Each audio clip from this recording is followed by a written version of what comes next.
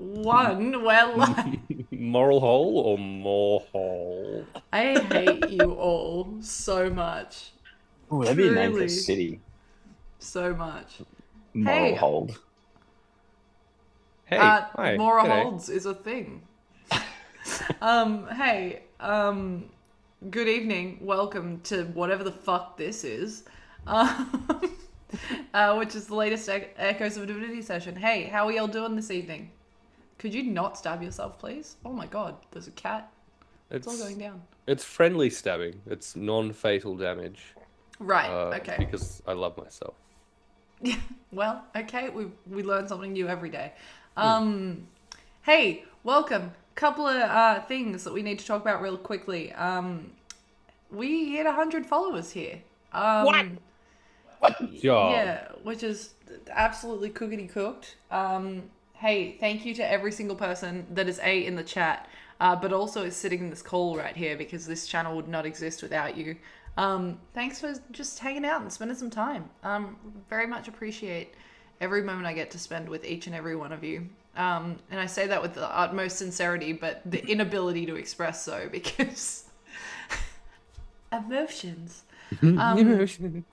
I wonder if Twitch is going to do that weird thing tonight where it just like adds little emotes randomly. Random hearts. Yeah. Yeah, that was strange. Yeah, great. So there's that. The next thing we got to shout out, truly so much shit coming up on this channel. Like truly so fucking much. And on other channels. So skipping the stuff that's happening this weekend because the other people in this chat will likely shout it out at some point in time. On the 10th of November, you should be able to tune in on Twitch at 12 p.m. Australian Eastern Standard Time and 1 p.m. Australian Eastern Daylight Time for a cheeky little one-shot that will be live from Supernova. Hexes and Vexes presents D&D, but you roll for us. The session is called The Last Hour Before Dusk, and it is a prequel to this campaign. I have an incredible table of players for that one. I have got Connor from Cloudkill Connor. I have got Saz from Meeples and Dragons. I got Lockie from the Mimic's Den. I got Jeannie, who is from the Lorites. I got Brandon from Ravens Ridge Emporium. And I've got Hamish, Han the DM from Radiant Shadows campaign. So that's going to be a lot of fun. The crowd is going to be making some choices that are going to end up inevitably shaping this world. And then I believe on a different channel that is not this one at 4 p.m. Australian Eastern Standard Time and 5 p.m. Australian Eastern Daylight Time, you'll get to watch me host a D&D one-shot called Dungeons and Chaos Content Creator Edition, which is a bunch of esports creators that I have been asked to step in and DM for, featuring my D&D representative, Tammy. Woo! Which is going to be a ton of fun. Tammy is going to be the Messiah leading them through. It's going to be excellent. I can't fucking wait. I wrote the adventure last night when I was hyperfixating, and it is... You're in for a time. So it's going to be great. And Halloween night, before we even get to that, is Dead Channel 2002 for the first time on DVD. So fucking truly so much. Anyway, enough from me, because I am a pain in the ass. Let's hear from the others. Starting with Tammy. Who are you? Where can we find you? What are you doing? What's going on? How are you feeling today, buddy?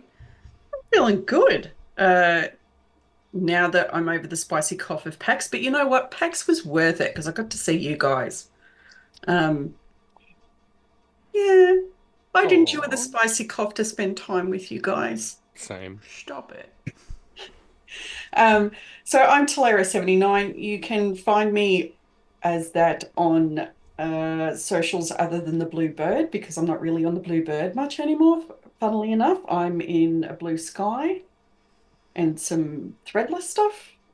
Thread stuff, not threadless. Threadless is merch thing. And of course, you can find me definitively on Emily's Wonderful Game coming up in a few weeks. But also look out for some horror coming up on the Lorites before the end of the year. I can't fucking wait to see that. Why is my command not working? That's really fucking embarrassing for everyone involved. Doesn't require the 79. There we go. Hey, Tammy, thanks for the subs. What are you doing? Get out of here. Don't actually, though, because I do, in fact, need you. But hey, thank you so much, and enjoy those subs, everyone that got a hold of one. Appreciate you. Hey, next up, Ben. Should probably unmute myself for that. Hey, my name is Ben. You'll see me as Blast Powder in the chat. I am currently role-playing with Hexes and Vexes, and I will be playing Sol in this campaign. The scientist, the pessimist. Did you say the pessimist? Yeah. Excellent. Great. Hey, D20. What are you doing? Who are you? Currently, I'm building Lego because that's what you do in the middle of a D&D game. You build Lego. That's It's fair. very important to do that. I'm me, and it is a pleasure to be here playing Marcus, the potential bard of the group, and teller of stories, causer of problems, and caster of spells as well, since we seem to have very few in the way of spells going on at the moment. So more spells, I think, today is going to be way forward. Back to you, Good to Glorious know. Jim. Strangely, follower of plot lines. Yeah. That's Yeah. nice. You will all notice that there is someone we are missing this evening, and all of our love goes out to Salt Queen Plays, who could not join us tonight. But hey, we love you. We hope you're feeling good, and we are absolutely going to miss you this evening. And I'm going to attempt to remember the command that I set up for you, which I believe is just your actual user. But hey, doesn't make me love you any less. Anyway, moving on. Promethean, who are you? Where can we find you? What are you doing? Hey, hi, I'm Promethean. I am God's favorite princess, the specific god being Emily, who is the DM of this campaign, in which I will be playing Verlender, if that is even his real name, who is Damada's sluttiest rogue. Because our bard is into it, so someone has to be. Okay. Are you doing anything else? Oh, Or are you truly just so being much stuff. Just Hey, being a little slut. Look, hey, I was winging it, so my brain stopped working. I after liked it. said I all think those that might words. be one of your best intros. It was great. Thank you very much. Tomorrow night, Meeples and Dragons. I'll be Delgrimming it up. I can't wait. It's amazing. We played in person at PAX. It was great, hella fun. And now we're not doing that. We're just doing the normal thing we do, and that will also be fun. And then on Sunday, yes, my baby's first little campaign, Sword of the Skulls on the Lore Rights. Check it out. At least 2 of these people involved. It'll be a fun time. 2? At least 2. All right, including yourself. You don't know. Okay, great, excellent. Stop staring deep into the camera. That was so unsettling. Hey, because you've done that, Promethean, what happened last session? Stuff? Okay. You wrote notes. You said you wrote notes. My notes consist of a bunch of names, is what my notes are. No, so what I recollect, I had to do this last time. This is unfair. Well, maybe you should stop being a method. Wow. What happened last time is we collectively kind of made a decision to get the fuck out of Malahir and get back to Agora with our Thornberry and or Thornberry wine, which was essentially the little mission that we were on. We did so using a boat from the Sacred Vine Winery, maybe? Question mark. Belinda doesn't care. It's fine. Correct. He truly doesn't care. Yeah, we did that, and as it turns out, the captain of that little ship is Scarlet's dad. The end. If it makes you feel any better, the only initial note I took from last session was ring-bearing nobodies, which was an insult that you threw out. Great. That is actually incredibly important for me to remember. Oh no.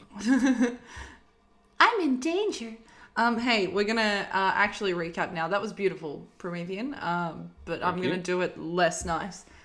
So hey, last we left off, after spending some time discovering more about their new companion Delphine, Jonan decided to invite Tybella back to the party to join him in the place of his sister Astrid. After a few sharp comments between Verlender and Tybella, the party decided to debrief on the visions and voices that they've been hearing and experienced under the effects of the Thornberry wine, including mysterious figures like past friends, but also Verlender's mother and a strange ticking noise or countdown. Not quite sure. Who knows? The party questioned Tybella about her knowledge around the figures in the emerald green cloaks, to which she showed recognition towards the cloaks but not the figures themselves. Marcus also questioned Tybella around two symbols he'd uncovered in his travels. Tybella revealing that though she didn't understand them, she did understand that it was that of a dead language that no longer was being used in Damata. The party was visited by Berkeley from the winery to offer condolences on behalf of himself and his wife, and answered some of the questions thanks to a command spell, or a suggestion spell, suggestion, around the conception of the Thornberry, and they discovered that the demigod Thalassa was directly involved after appearing in one of Aristine's dreams. The party then made their way towards the docks after being lent a boat by the Sacred Wood Winery, close Promethean, to finally their way back to Agora to meet with Rael and Nightlock. Upon approaching, they were met by the boat hand Argus, who showed some recognition towards Scarlet. Delphine collected some pockets full of dirt and sand. Sol made some anti-nausea gum for Verlender, and they set sail. Buddy. Thanks, buddy. Yep. Argus later met with Scarlet, revealing that he was once married to Marisol, and that Marisol was not Scarlet's aunt, but instead her mother. And that's where we left off. So it is late afternoon at this point in time, and you are all within earshot of this conversation. Perfect. That was the exact question I wanted to ask, in which case Verlender will immediately just kind of lowly say, well, hello, Daddy. And that's the end of the session, everybody. Thank you so much for coming along. No, are you trying not to be heard? No.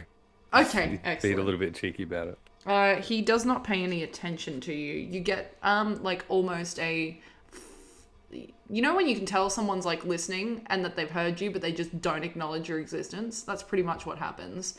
As Argus is just standing there looking at you, Scarlet, you can sense without any form of insight check that he is a combination of a little confused, but also slightly uncomfortable with this conversation.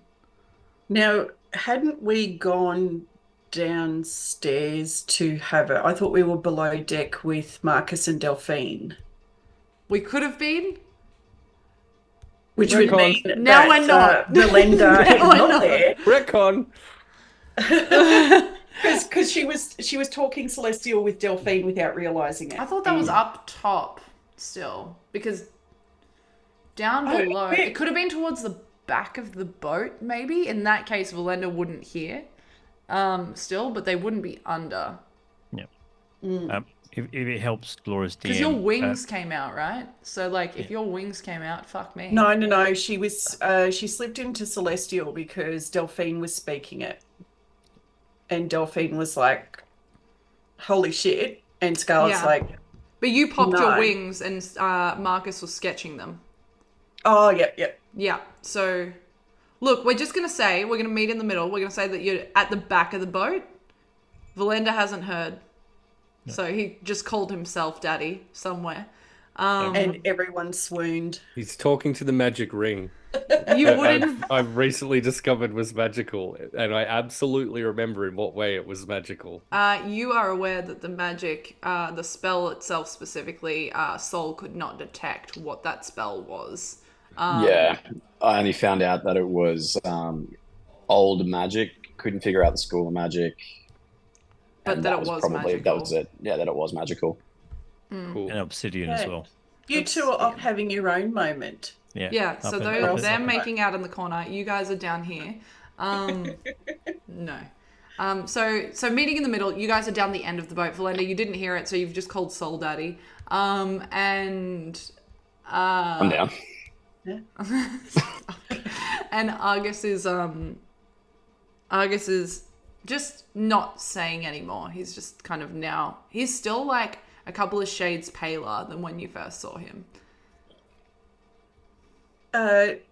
No, Oliver and Amelia are my mother and father. I think if like people knew about the pregnancy, I think like if she turned up with this child that she was never actually pregnant for, you know what society they're in. Like there would have been discussion, there would have been rumors. I would have had it rubbed in my face by now. So I think you've got the wrong person, sorry. Here's the funny thing about money. Can make a lot of problems go away, Scarlet. It can make a lot of problems seem like they've gone away until it's useful for people to leverage them.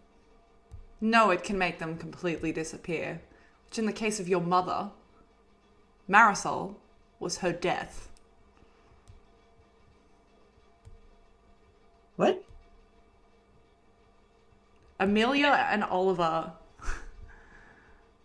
are terrible, terrible people. Tell me, what was your upbringing like? I mean, you know, they loved me. They wanted me to be a bit different than what I was. But, like, they never kicked me out of home. They didn't, you know, society was worse than what they were. You never had a question, though, why you didn't really always feel like you fit in? I mean, I questioned why I couldn't make myself fit in. I don't think, I mean, that's because of, I had issues controlling my temper. I had issues sitting still. I had issues doing all Did they the tell you that? Everyone told me that. Everyone Even in that people in society this- tell you even- that? Everyone tells me that. Even like that dude down the end of the ship, he tells me that. He tells me that I need to get shit fixed. At this point, Verlender, you've now heard because you've been pointed towards. Argus looks down as well and then looks back. Scarlet, I'm not going to stand here and try and convince you, but I think this is a conversation that maybe you should have with your parents. Because I can tell you, as someone who tried to raise you with Marisol, that it's not the case. I have no memory of that. You wouldn't. You were an infant. And being around me seems to make you want to throw up. So, you know. I thought you were dead.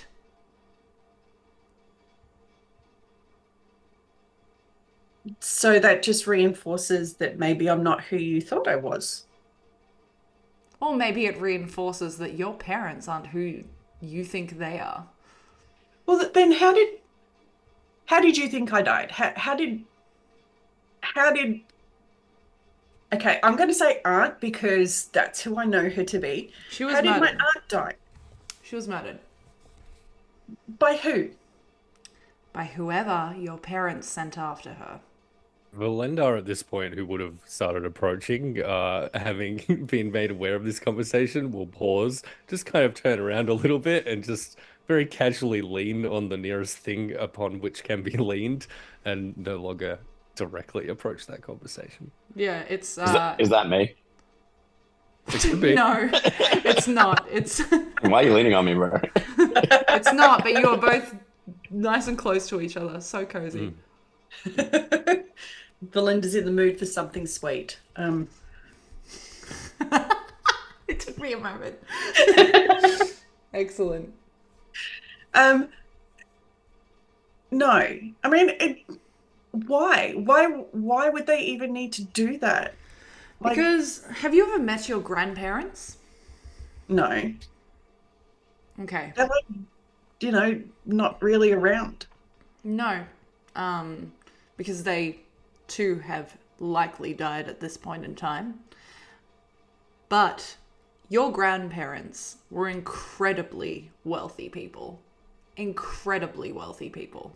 Yeah, and they weren't nice. I'm aware of that. Yes, and they had 2 daughters. Marisol Yeah, and and Amelia. Amelia. Yes. Yeah. So we agree on this. It's the stuff that you're saying happened after. Marisol, much like you, was incredibly different to Amelia. She didn't look like your grandparents. She was different.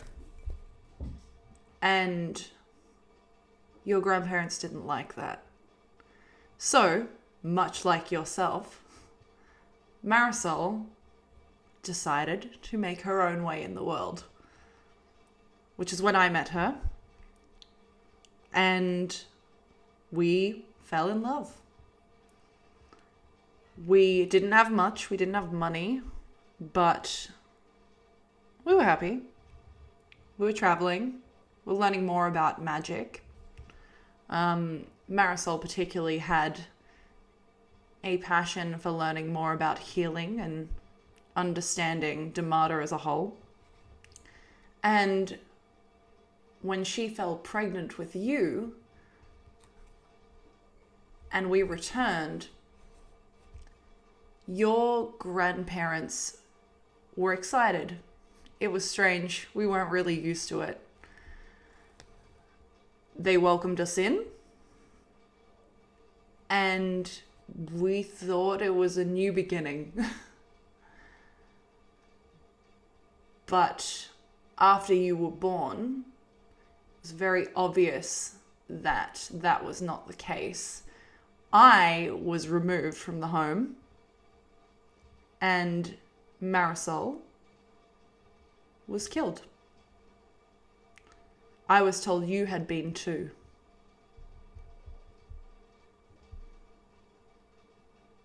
Mm, You don't have to believe me, but it's the truth. then why wouldn't, if I'm different as well, why wouldn't they have killed me too? Why would they have funded my 12 months away? I can't answer those questions. I wasn't there. This, You have Celestial in your bloodline. see, I still don't even get what that is. Like, I know Delphine's like the spirits. No, I'm not a fucking. And neither do they. They don't know where that came from because it didn't come from them. That's why you're so different. Like, no, I'm an angry girl, but I'm just a girl. I'm not this whatever.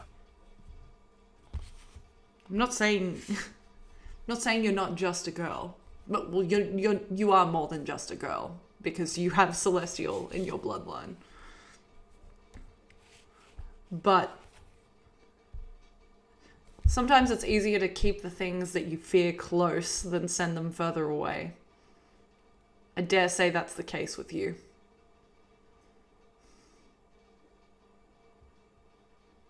Why would they keep a granddaughter and not a daughter?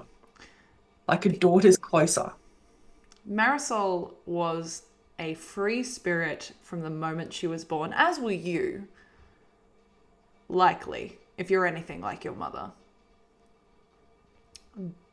But they could never control her. Taking you away from us, they could control you. They could condition you to however they wanted to make you. You might be rebellious. You might have some sort of a streak in you that they can't control, but they will certainly try. How does no one know? Like Harrison, he would have remembered like the whole pregnancy and everything. And I don't understand. Sometimes you won't. And that's unfortunately just how the world works. Harrison was only a child. Children forget. But with the way everyone else liked to put things in my face about why I was different, I don't think money would have silenced them. I think they would have used it against me. Maybe. So then why didn't they? I don't know. At this point, Verlender's going to slide back in and interject. Scarlet, Dadikins, I have some experience with problematic parentage. Perhaps the specific details of their behavior are best left uncovered at a later time. But if, as you say, some foul doom befell Scarlet's mummy, I can certainly ask around. Where would this have happened?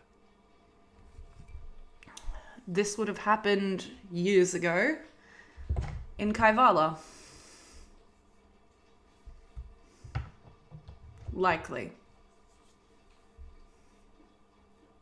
Once our business here is completed, Scarlet,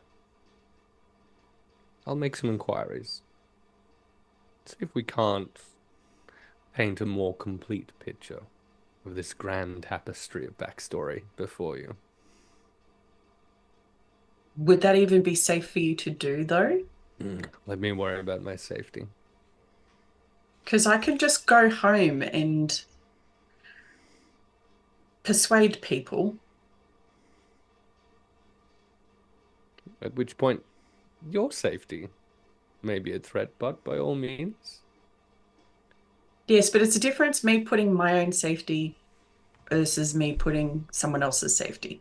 It's my choice. And besides, I'm very nosy.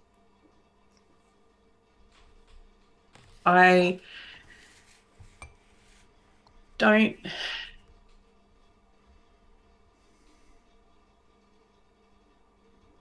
I need to let it sink in. Like, I know some of this is going to be true, especially after seeing what I saw, but I don't know about the rest of it. Like it doesn't, maybe what I knew about my parents or the people I thought were my parents, it wasn't what they wanted, but they never, there was a difference between disapproval and not loving, and they still loved me, so I don't understand. For the record, I'm not saying that they don't love you. I don't know what your relationship with them is like now. And he will, if you allow, he will step closer to you, not within your personal space, but just a little bit closer. To which he will say, I'm not trying to make you feel more isolated, or I'm not trying to hurt you, but I also have no reason to lie to you, Scarlet. There probably could have been a way to sort of ease into things a bit more. You're probably right, but I also wasn't expecting to see my dead daughter on my boat. Are you sure? It's like if Marisol was a throwback, maybe I'm the cousin of.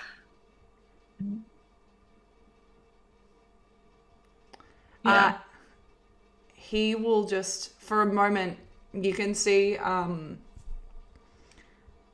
it looks like he takes a moment to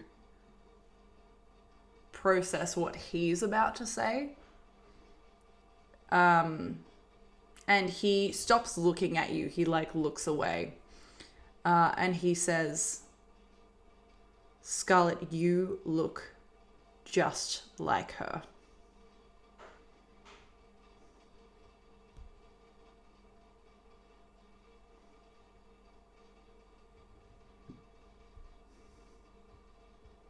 Yeah.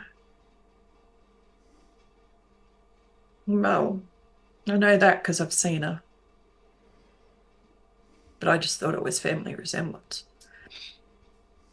Technically accurate.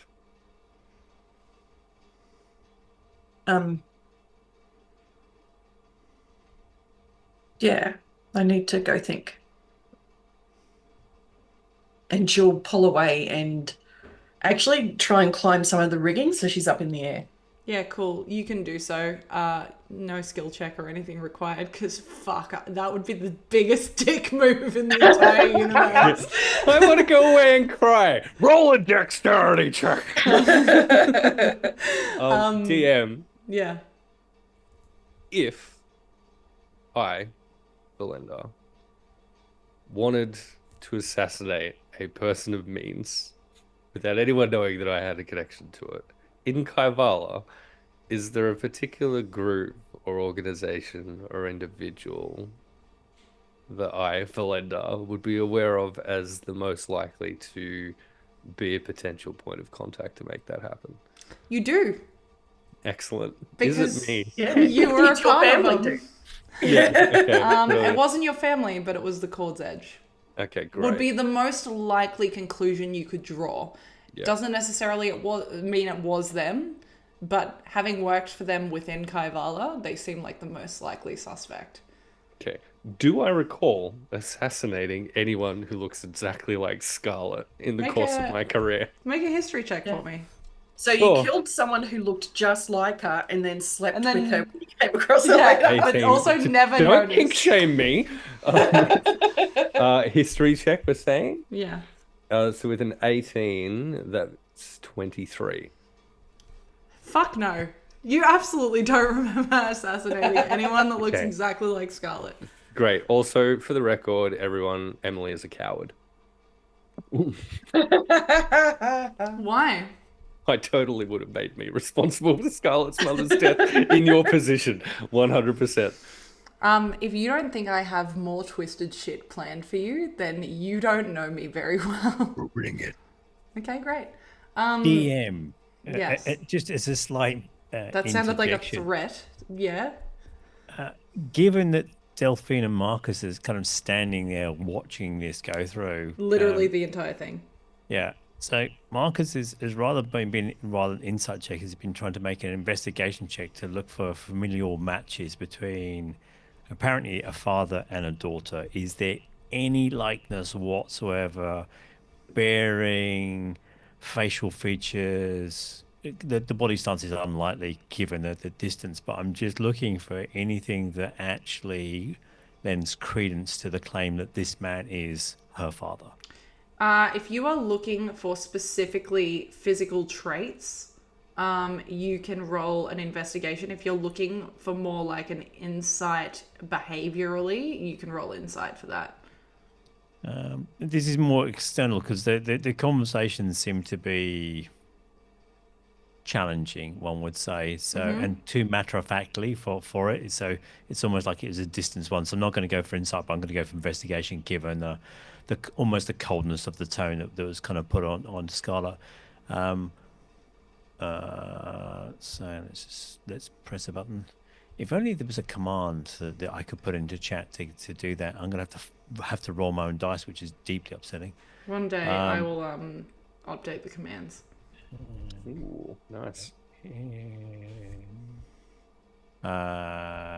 22 DM. If you're looking at physical traits, their hair color is incredibly similar, if not almost the same. Sure. Their eye color is almost the same.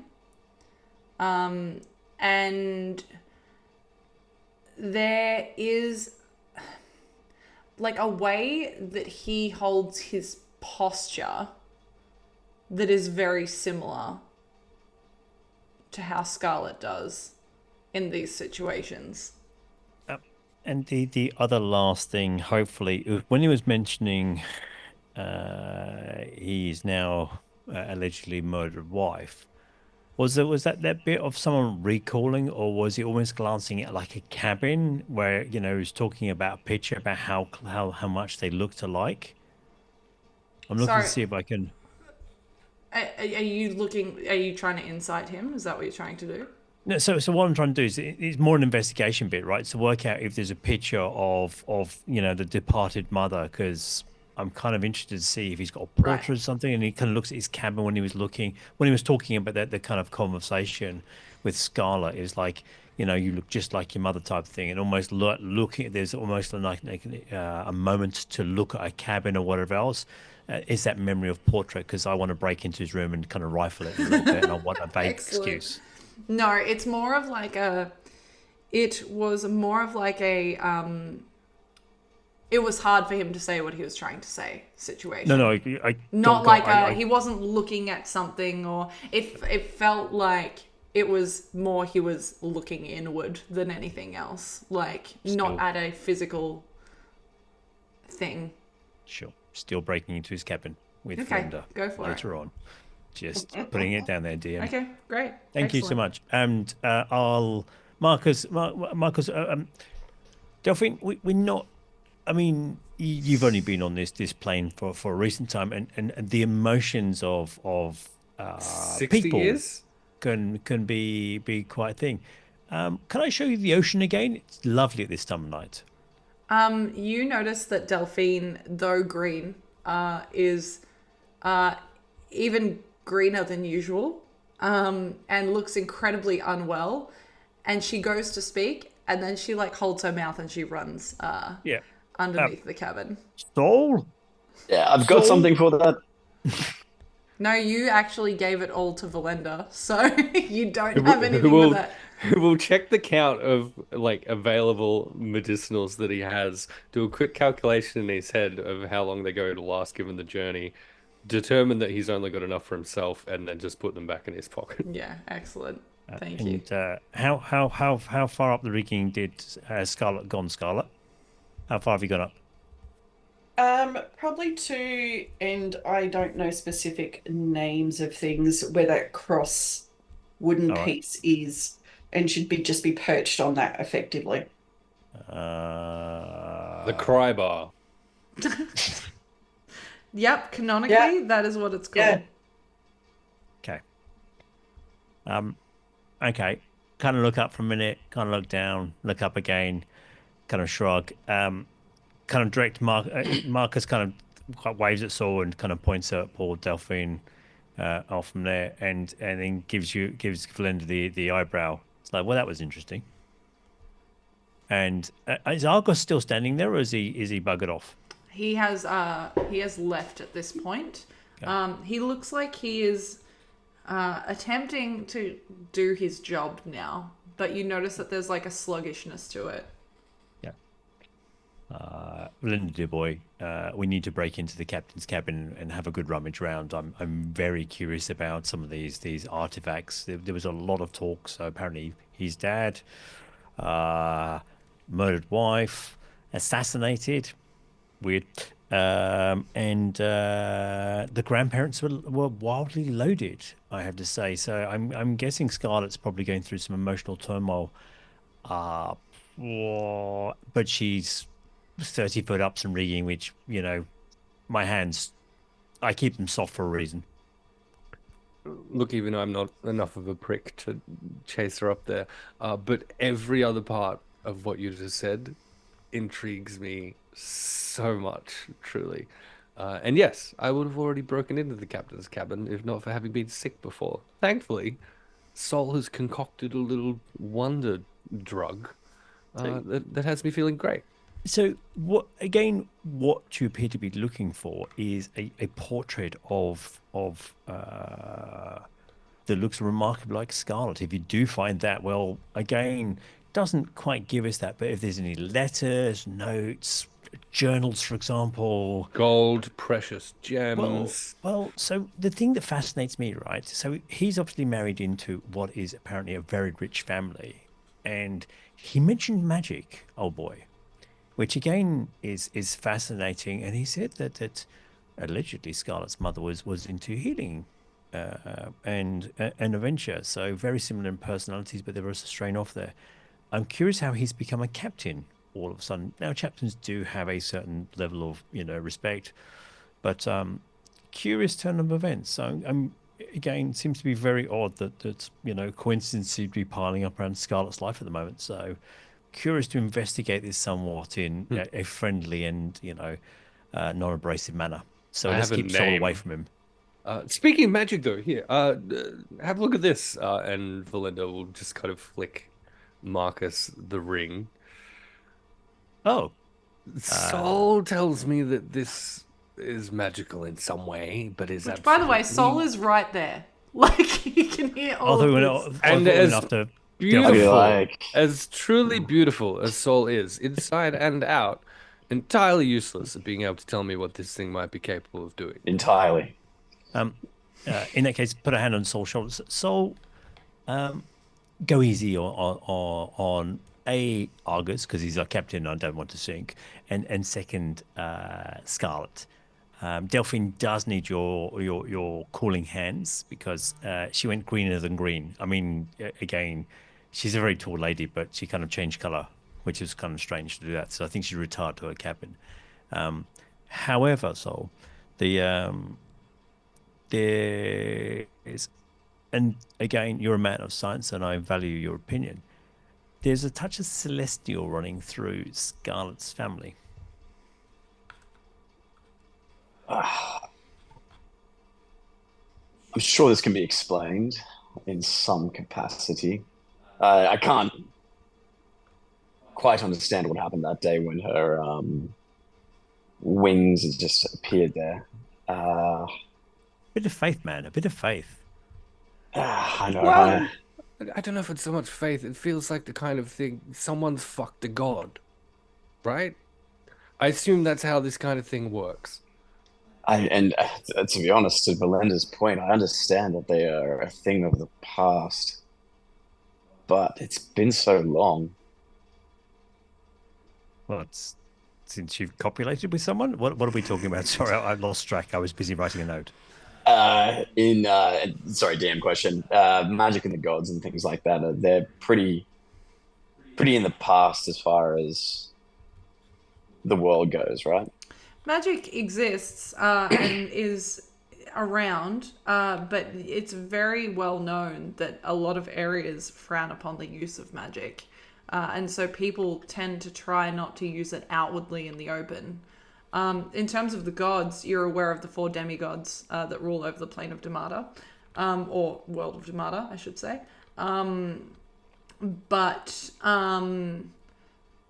whether, like, what exactly their bloodline was or how they came to be and how that has translated into the world is a big old fucking mystery. Yeah. Until the 10th of November at Supernova, where you can... Whoa, spoilers! So, I do understand that magic exists, and perhaps this is just a side effect of that. It's not necessarily godly. It's having met a god myself, it's fascinating, but that's an aside. So what we're looking for is bloodlines and whatever. So if there's any kind of insight in, Well, I still have this, and I'm gonna rummage through my rucksack and pull out. I currently still have in possession some Scarlet's blood. Truly forgot you- festy vial of blood by Yeah. now. Yeah, it's getting pretty rank. are you wearing that Waiting- around your neck now, Saul? That's just again, you're a man of science. That's getting a bit creepy. I'm waiting for it to turn into powder. Okay, sure. I Yeah. have my reasons. Hey, I love this entire conversation. Marcus, focus. Oh yeah, The sorry. ring. So, sorry, the ring itself. Can I, and DM if there's a history check that I could perform on it, because Saul's already said it's magical, so believe him. When he does that, he sees how chiseled my jaw is, and he gets guidance. Well, Oh, Excellent. awesome. I can Jaw guide of myself. inspiration. That's I'm brilliant. double guided now. Yes, DM, if it's possible to do some sort of I'm history so check or happy that investigation. you've guided him with your jaw. I needed Hey. to make something up for it. Okay, excellent. Yeah, you can make a history check with guidance. Apparently. Okay, well, thank you, DM. That's your kindness and benevolence is fantastic. Have a quick look.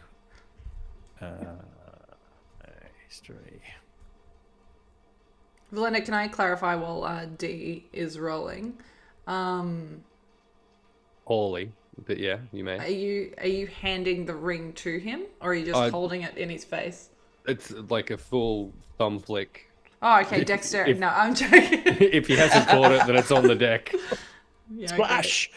Oops. We do love a thumb flick. So Yeah. Oh. 13, DM. 13. History check. Okay, so as you look at this ring, as someone that has an understanding of the arcane, I know you're not specifically looking for arcane knowledge, but you do notice how the ring does shimmer like a night sky as you look at it. Yeah. Just that extra moment of focus, you see it actually almost like a Milky Way, how it moves. Okay. You feel like you have seen a similar ring before Okay. on the hand of your friend Brylee.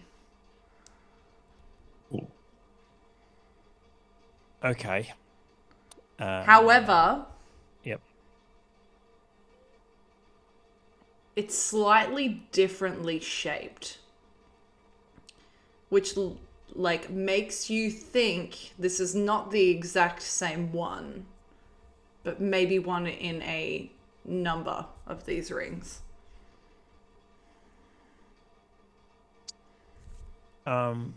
Is there an opportunity to make an Arcana check as a follow-up on top of history to do that? Sure. To see if I can perceive that part. Okay. Go for it. You won't get guidance this time though, because you only looked at Sol's jaw once. How about 23 without guidance? Yeah. You notice even immediately as you focus on it, there is definitely an arcane nature about it. But similarly, because I believe that's almost the exact same role, to how Sol was looking at it, this feels like a magic you can't identify. Which is It feels similar to how you heard Tybella speak of the symbols in the way that it is a dead magic. okay. Okay. Cast a quick look around to make sure it's just the three of us within earshot and there's no one lurking suspiciously around. Yeah. Verlender might have to accidentally, exit off the boat. You see Sammy Verlander- Boy down Ver- the... Verlander will just like stand up a little bit more awkwardly. Sammy Yeah. Boy is like the opposite side of the boat. And Argus has since left, so you Okay. feel pretty safe. curious, Verlender, that you got this. My friend Brylee had an almost identical ring, although there was some difference to it that I can't ascribe to. But this feels like it. Would I say it feels like it identifies someone? DM. It's like, kind of like a clan ring or something like that. Would that be? You could safely draw that conclusion. You don't know whether that's true though.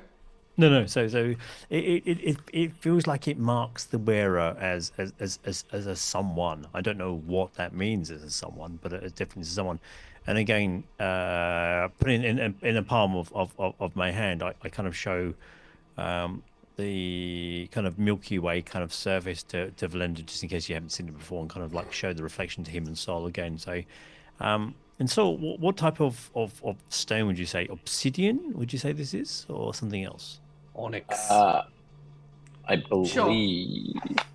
There you go. I Sure. think I said onyx first and then I said obsidian, so fuck Okay. around and find out. Yeah.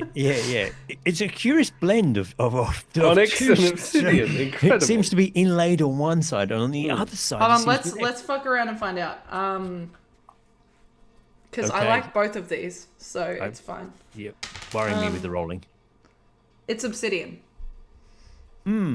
Yeah, I think they just smoothed out with Onyx at the start. But it's there.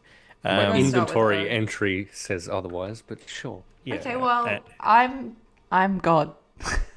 True. Wow. You can use that against me on Sunday night. As your favorite princess, I'll accept that. It's fine. Okay. I didn't hand it. The weight to it, DM, is it significantly heavier than it looks? Is there anything else about it? No. It feels actually it feels lighter than you would expect it to feel. Okay.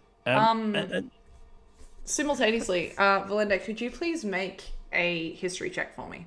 Yeah, of course. And whilst doing so, I'll say to Marcus, I'll do you a deal, Marcus, old boy. You can keep that pretty little thing. I have no need of something that can identify me to others. That seems like a very bad idea in my position for any number of reasons. If you can keep a secret. My old employer probably killed Scarlet's mother. And with a history check, with an 18, that's also a 23. It's like you've seen this ring for the first time. Because your friend, Narcelia, also had one. Funny thing, Narcelia, who I've mentioned before, Yes. who died a tragic death at the hands of the emerald cloaks that we've been surreptitiously discussing every now and again, also had something quite like that. I've always quite liked jewelry, and Marcus puts the ring on. Cool. Feels nice. Is it an index finger? Is it a pinky finger? What type of? It would fit on your ring finger, not on your engagement hand. The other hand. I mean, you could, depending on where you wore it, but it's not for that intended Sure. purpose, just to be I know, very just metally wondered clear. on physical size of the ring and fingers. So yeah, Marcus kind of just slots it on and kind of rotates it a couple of times just to kind of get the feel of it. It's like, let's see if this brings any curious attention when we reach land, shall we? I'm fine with this. Yeah. Bring them out. I mean, Verlender, you'll probably see them before I do, but I do believe if this has interest, then we can make it work in our favor. Here's my concern, Marcus. Narcelia and I were very close. Very close. This is the first tangible evidence of some kind of relationship between my dear Narcelia and your little Brylee that isn't definitively sourced from a hallucination. I don't like not knowing things. The connection between these two has started to intrigue me. Once we've dealt with this little Thornberry affair, I think I'd very much like to backtrack, perhaps, on yours and Brylee's steps and endeavors, if you wouldn't mind. Wildly intrigued, and I think that this particular adventure will come and find us, especially if this is prominently seen. Now I know what I'm looking for. I think I'll keep an eye out for other things. And Sol, and again, show it back to Sol. If you do notice one of these things, dear boy, that would be most interesting if you could point it out to me. But again, I think I'll bring a little bit of attention wearing such thing, or have some conversations that may lead to some problems. However, and I'm struggled to ask this of Sol, how long do we think we leave Scarlet, like, up our mast to before one of us goes and tries to console her in some way, shape, or form? Quick question. Sorry. Verlender, out of character. What was the name of your friend again? Narcelia. Narcelia, that's right. And also, DM question after what Marcus asked us. I don't think I have a horse in this race, but can I roll a history check to see if I know what that ring is? Sure. Speaking of rolling history checks, Marcus, I will get you to roll one more history check for me, please.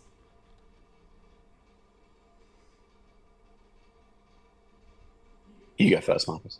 No, Sol, you go first, please. Yes. A ham 20. Ooh. I got a 17. Okay. Sol, you remember your grandfather owned a ring like this. You know this because in his belongings before he passed, it was there, just in a box.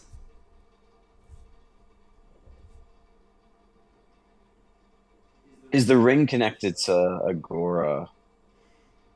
I mean, I might be asking too many questions now. You have no idea. Yeah, okay. However, this one looks slightly different again. Once again, like, it is a different shape. So the one that your grandfather owned was a square. My grandfather's got square fingers? No. Like, the actual stone itself was a square. Oh, right. Oh, Grandpappy Square Fingers, we caught him. Great square finger. Marcus, similar thought pattern. Now, looking at this ring on your finger. Yes. You recall that Brylee's was the shape of a diamond, as was your friend Narcelia's, Verlender. And sorry, what shape was this one, DM? This one is circular. Circular. Yeah. Scarlet, as you are sitting up, reflecting on what has just transpired on what should have been a really simple journey. Not simple in terms of, knowing that you had to say your final goodbyes to Astrid, but simple in the fact that should have just been getting on a boat and finishing a job, now has a larger weight to it. And as kind of the sun is starting to set, what are you doing currently? Well, after a bit, she's going to get fidgety. She's not good at staying still, so she's going to kind of half walk around, swing around, all that kind of stuff up there. Eventually, she will come down, but she will then go to a spot that no one else is at. So she'll kind of be near people without interacting with people at this point. Which I think the best place for you to do that would likely be the sunken lounge at the front of the ship. So you kind of make your way there, you find a comfortable spot to sit, and as you're kind of looking out, you're watching as the sun is like literally starting to lower beyond the horizon line. At this point, Verlender and Sol and Marcus are all standing, having some sort of a conversation. You hear like glimpses of it as you kind of do your journey towards the lounge. But you don't feel like they're talking about you or anything like that. There's not that anxiety to it. You see Jonan is keeping to himself. Tybella's not anywhere to be seen. He is just standing, again, kind of looking out at the horizon line. But aside from that, you feel like you have your peace in this moment. And she will watch the sun go down and watch it sink as the realization of what her family has done also begins to sink in. And as you do, in the distance, as the boat is kind of traveling, you see a better glimpse now of Ascendus in the distance. And you can see, even from this far away, that the earth itself is blackened. Almost like it's been burnt. And what was once really fruitful now looks barren and sad.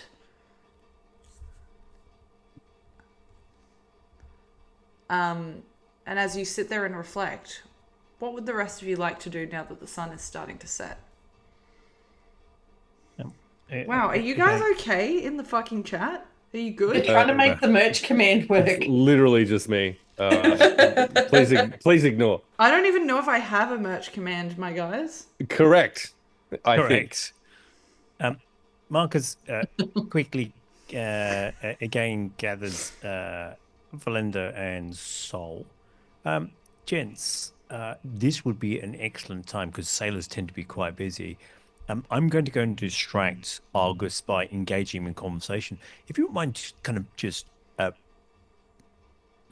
observing the captain's cabin in a fine detail one, see if you can find any links back to the lovely Scarlet at this point in time, see if there's any proof in what he's saying. He does have the features. I've looked and the eyes are very similar, the hair is similar, and there's actually a similar kind of stance to it. But I'd love some proof positive, just not to put Scarlet through this pain. And again, I think when I go speak to the captain and elicit some more comments out of him. But if you could enter the cabin, have a look round. I'll keep him distracted. What do you gents think? Should we ask or tell Scarlet of this? No. She's gone off to have a private moment. So I think we should give the lady the opportunity to understand and effectively. You're trying to be quiet about this? Yeah, absolutely. Yeah. In our time adventuring together thus far, Sol, how stealthy has Sol proven themselves to be? I'm the stealthiest. Are you? No. No, I'm not. No. You did, in fact, I recall, make a decision to trap Jonan in their room with a chair. It was really stealthy, though. So I'll tell you what, you can stand watch, and I'll do exactly that checking of the captain's cabin. How does that sound? I think that would be for the best. Do we have a code word or something? Knock on the wall if someone's coming. Oh, no. Hey, Sol, I'm going to teach you something about being sneaky. If someone is hiding in a room in which they're not meant to be in, and someone who doesn't want that person to be in that room comes along, do not communicate with the person hiding in the room that they're not meant to be in. Your role in that scenario is to distract them loudly and long enough that I can sneak my way out. Okay, I can do that. Excellent. I I must admit, do we think we're going to upset Scarlet if this is foiled? I feel like Scarlet has enough on her mind that she probably won't notice. All Not right. care necessarily. Well, let's have at it then. Yeah, to clarify, Marcus, what's your role in this? I am going to go and distract Argus with, witty banter, Who conversation. you cannot see, by the way. He is Yeah, no no, but I'm longer going to go and top find the deck. captain. Oh, So my fine. plan was he's hopefully steering the Great. ship, boat, tub thing we're on at this point in time because he seemed to be the Sorry, captain. I'm just looking at all of your passive perceptions real quick. Whoa. Yeah, cool. You find him easily enough. He's downstairs and he is drinking at a table. Okay, who's Sammy boy. okay, cool. Arcus and are happy to launch into him, but if you want to go and do the Mission Impossible duo first, the choice is yours. No, I'd like to know what you're going to say to him to keep him distracted. Captain, we haven't been formally introduced. My name's Marcus. I'm a companion of Scarlet, and your very direct conversation seemed to be very concise, but obviously difficult for you. Can I offer you another glass of wine? He doesn't say anything, but he does just slide his glass in front of you. So tempted to give him a glass of Thornberry at this point in time just to see how that went, but potentially that's problematic in this game. Yeah, that Holy would be crap. amazing. Sleight of hand. Are you gonna do it? No, because I'm not going to derail the game quite this early in the game.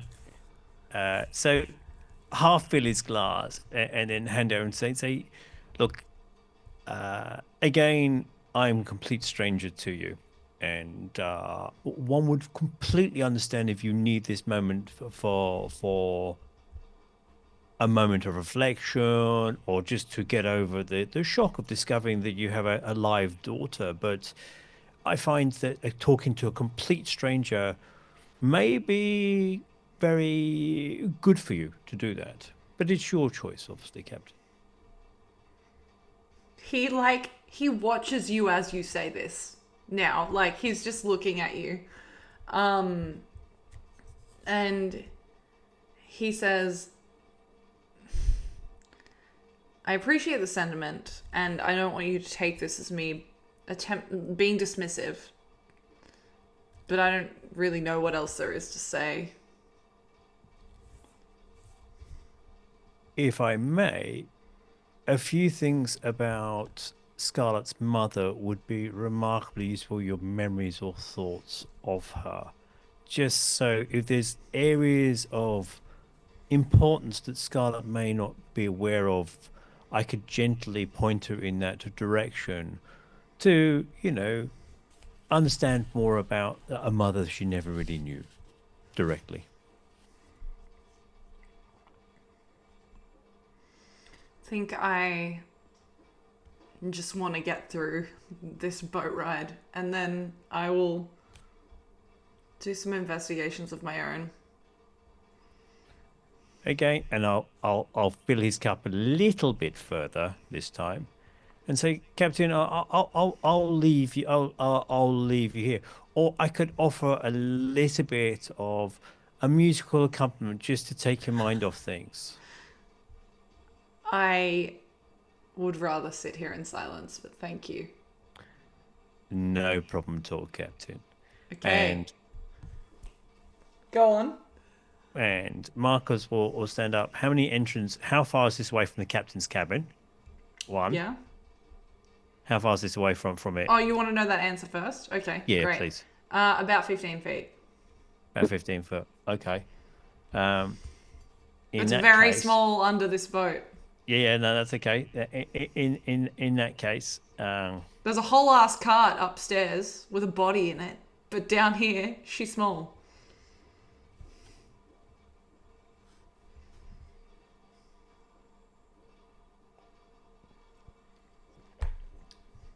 I'm going to let you ponder that for a second. Okay. Only because we're going to cross over to our Mission Impossible duo. Please. Dun, dun, dun, dun. How are you approaching this scenario? So I'm gonna pull out as we're heading. I'm just following Verlender. I have the ability to like record a sound to something, Okay. and I'm just basically gonna pull something out of my pocket and like wind it up like it's a key. Like Okay. those little motorized key toy things. Mm-hmm. And I'm gonna get that ready in case something happens. And put Okay. that back in my pocket. And it will make a loud sound in a direction that I project it in if I use it. Okay. Excellent. Love that. Remember that entire item that does a very similar thing? You gifted us via an entire little adventure. Don't fucking need it. Yeah. That's fine. That's fine. And I'm beelining with Verlender. Okay, so you're following Verlender. Yeah, I've got no idea where we're going. Verlender, where are you going right now as Sol attempts to follow you? Okay, so if this is 15 feet away from where Marcus and From where Argus Marcus and Argus are, you have to are go having down conversation. to get there first. Okay, yeah, cool. Then we go down. I Okay. assume I would be able to determine where the captain's cabin is. You in had some like a way. tour when you approached. It's fine. Perfect. Yeah. As you approach the stairs, Hmm. you feel a hand quite firmly grip your arm. And as you kind of look over, it's Jonan. Oh my god, you're and- here. Fucking hell. But Jesus, you startled me, man. And he says, don't. Let Scarlet decide how this goes. Sorry, don't what? Captain's quarters, you weren't exactly that quiet. I was literally standing on the side of the boat. He said he wanted to go to the napping quarters. You mean the hammocks downstairs? I'm not stupid, Sol. Look, Inside check. Make an intelligence check to check Go his on. intelligence, but yeah, sure. Look, Jonan, I'm just going to have a little snoop around. We're going to confirm that this random person, hopefully, going to confirm is or is not who they say they are in relation to our darling Scarlet, who we love and adore. In your position,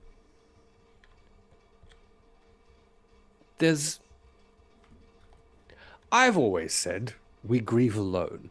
But you find yourself in a position where there is someone else on the ship at this very moment who is also going through not only a grief related to your own, but a new, kind of fucked up version of grief of their own. And this is your opportunity, perhaps, as Scarlet's friend, to be there for her. Perhaps that is a better use of your time than interrupting my endeavors. May I remind you, Verlender, that the conversation you had with Scarlet when she meddled in your business with Tybella was to let you handle it yourself. Fair. Maybe you should take your own advice. Look, if my actual reason for breaking into the cabin's quarters wasn't to see if there was anything worth just stealing outright for myself, you'd be absolutely right. Making this my business. Now fuck off. He is not going to let go of you. Excellent. So let me just get the character sheet open.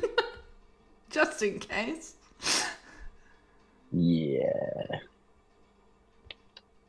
Are you attempting to struggle against I'm going him? to cut off two of Jonan's fingers. No. Oh no. No, I will, however, repeat. Jonan, I said, fuck off. And Jonan will feel the tip of a dagger at his scrotum, and we'll roll that as an intimidation check. Okay, great. Can I be like, yeah, and give an advantage? 20, baby! 23. Fuck you. You suck.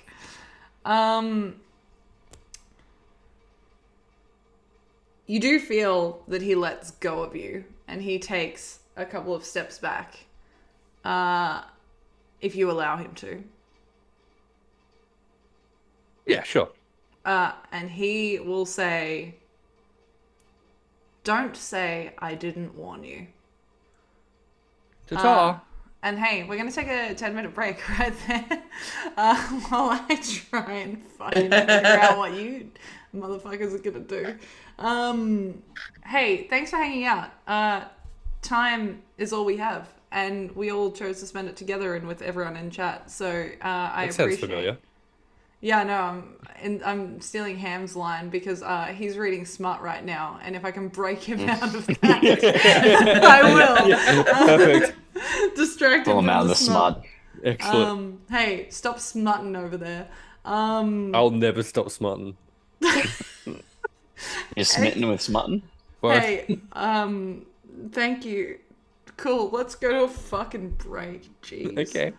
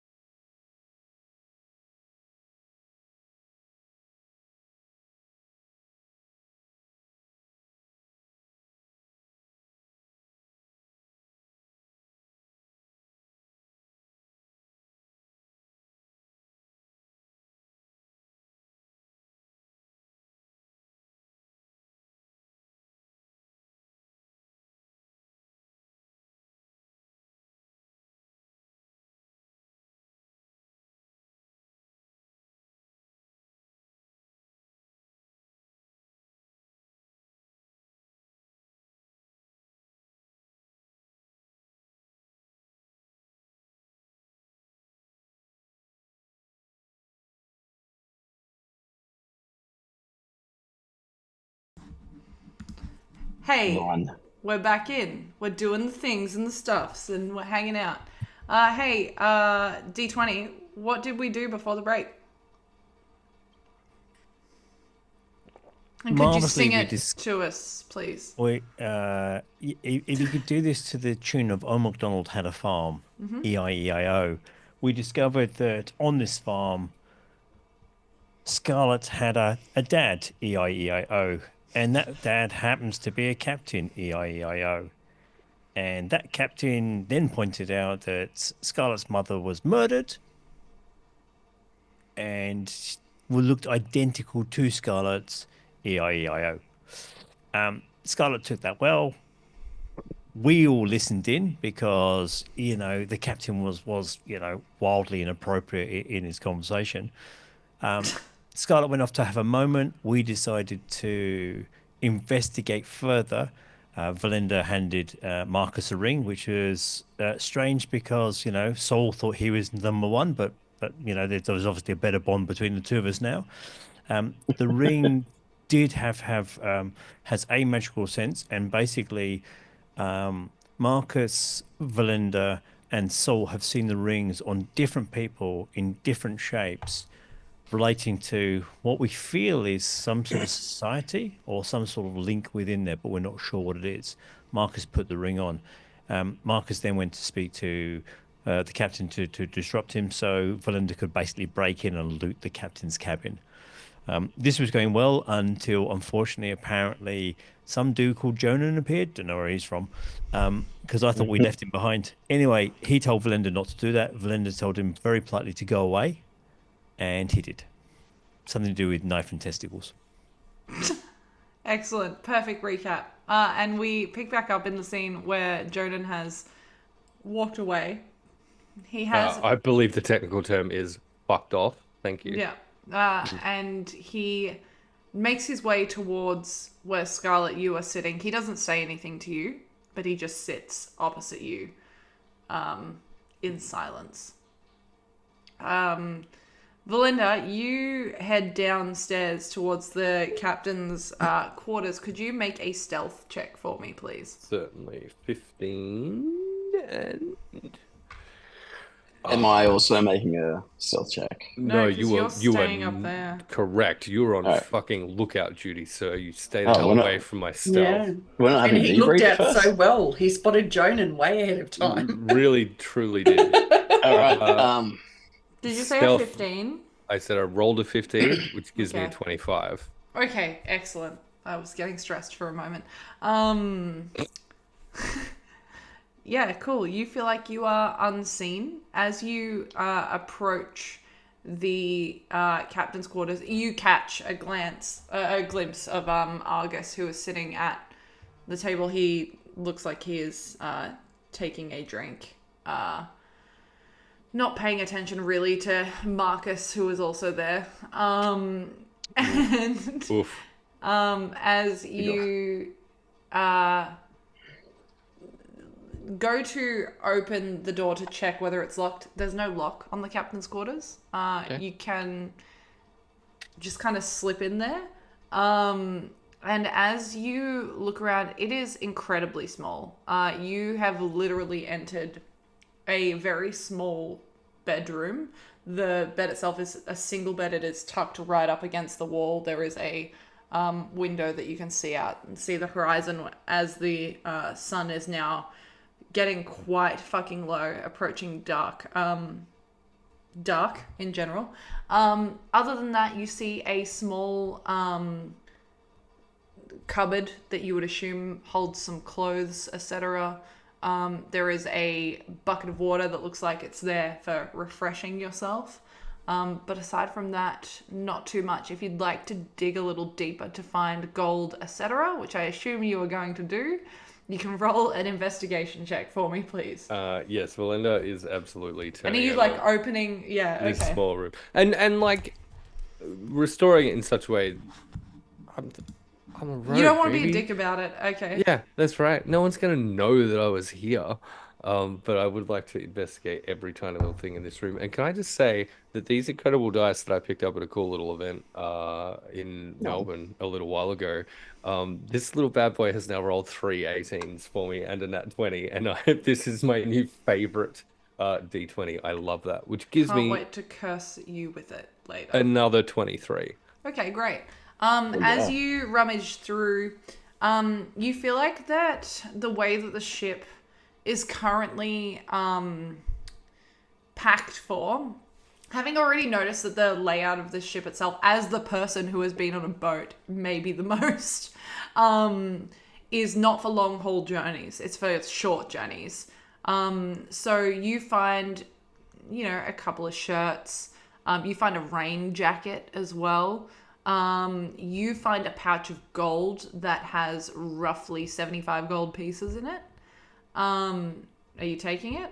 I'm taking one of those gold pieces. Cool. You take a gold piece. Add I that can't to your leave inventory. here with 0 profit. That just makes no sense. Excellent.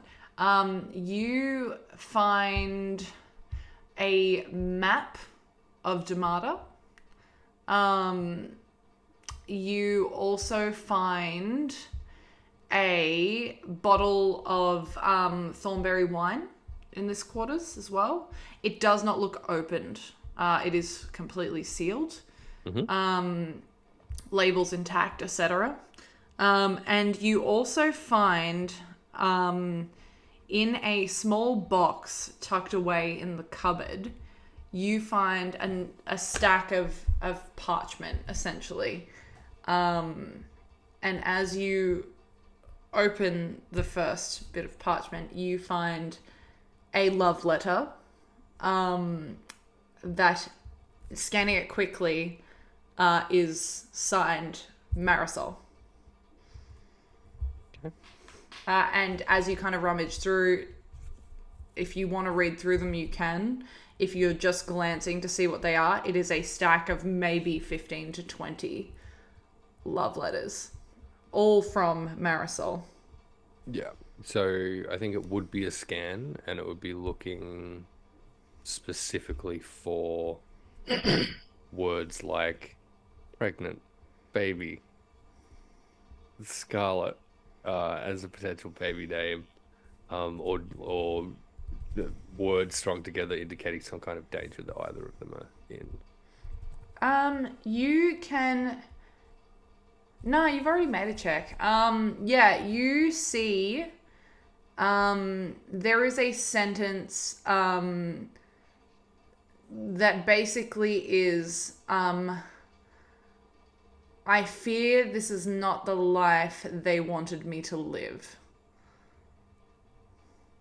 You do also see mention of not necessarily the other subjects, but something does catch your eye, and that is that there's a sentence that basically says, I wish we didn't have to be apart.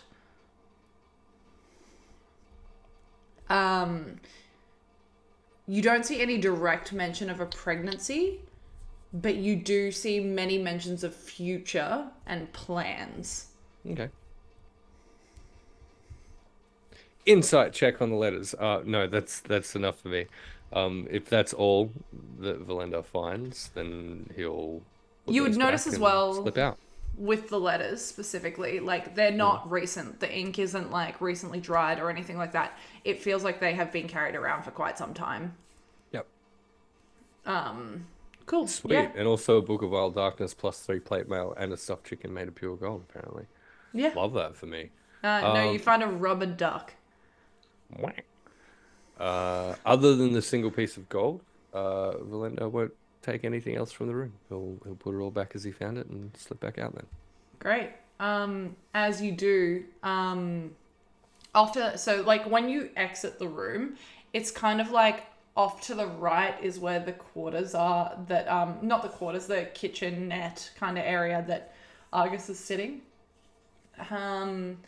And directly in front of you are where those hammock beds are kind of hanging, and you see, looking in your direction, Tybella just clocks you, says nothing, and looks away. But as you know she this. as our eyes meet, Verlender will just do a little. She doesn't respond, stays stone-faced the entire time. Perfect. And you make your way back up. Excellent. Scarlet, what are you and- doing? Oh, sorry. Verlender. No, I was just gonna say I'll head towards Marcus. Oh, so you're going further into the kitchen net away from Sol? Yeah. Okay, Sol, you've been abandoned. Do I see him leave? No, because you're upstairs. You're upstairs being lookout. Yeah. Scarlet, what are you doing? I'll come to you in a second, Sol. So when Jonan sat down, Scarlet probably went around and basically would have, like, I'm presuming when you say sunken lounge, it's like those 70s sunken Oh, yeah. lounges. 100%. It's super hot. Yeah, 70s. And she probably would have like curled up on the seat and basically just put her head in his lap like a little hurt child, almost. He will have very hesitantly, because you get the sense he doesn't want to overcrowd you or make you feel coddled, if that makes sense. But he just places a hand on your upper back, just in comfort, as you do so. Doesn't say anything. At some point, she'd probably break the silence and be, well, we joked about taking you home to meet my father. That exact response happens.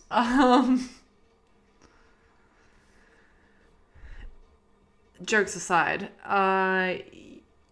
you okay? It's okay to say no. I know my family has done some underhand shit in the name of business. You know, that's why I am fine with what you guys do in the name of business and stuff like that. But yeah, killing your own family is definitely a thing. And as much as I want to tell myself it never happened, he definitely believes it did. And so obviously they're the type of people where that is believable, even if they didn't do it. But I think the shittiest thing is that, you know, it wasn't a, oh my God, I thought you were dead. How amazing you're alive. No, it was, oh my God, I thought you were dead. Go and talk to the people responsible who obviously are not going to bother to tell you the truth anyway. See ya. I don't have answers for you either. No, I know that. I'm not expecting answers. I know you're not. People deal with grief in different ways. Even you and I. With Astrid. Yeah. Well, I And mean, she was different. she was. But also, a lot of time has passed since what I can assume was your mother's death. Because for as long as I've known you, your aunt hasn't been in the picture. No, and well, apparently I met her, but I don't remember her. I grew up thinking she was dead. You know, she was the black sheep of the family, and Sounds familiar. yeah. Which is why I thought, you know, hey, family throwback. But, you know, he had a choice to just not say anything and not drop the bomb. But, you know, he decided to do that. And then, you know, in a few hours, basically, it'll be see you later. People are selfish. It's built into all of our nature. It's self-preservation. It's how we survive. I'm not defending him. But I dare say that's probably what it is. And so then the question is if they killed her because she was different and didn't come to heal, then if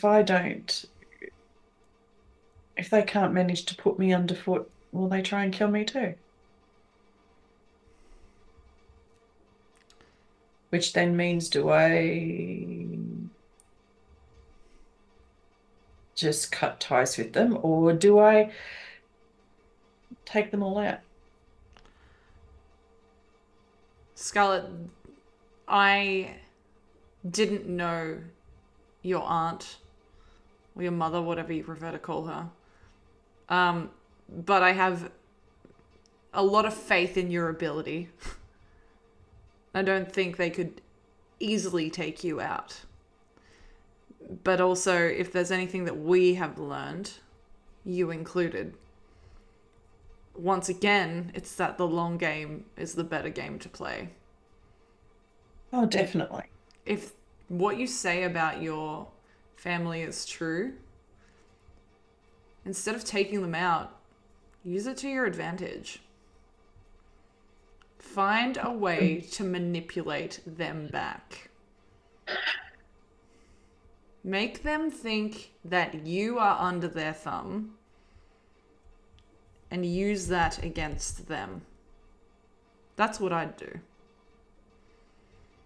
See, my brain has, I could make them pay for their own assassin. Have them use the person that took out Marisol. Because that would be kind of like a poetic justice. It would. But there are so many variables. Might not be the same person, might not be the same organization, because it could have truly just been a thing of convenience. And at the moment, we only have one side of the story. But then if I let them know that I know that side, Showing your hand. yeah. And that much I've learnt playing cards with you guys. Yeah, you're You pretty and your good at sister it too. playing cards, fucking, yeah. The sleight of hand stuff that you guys pulled with cards, I've learnt to keep them close to my chest, literally and figuratively. We were pretty good together.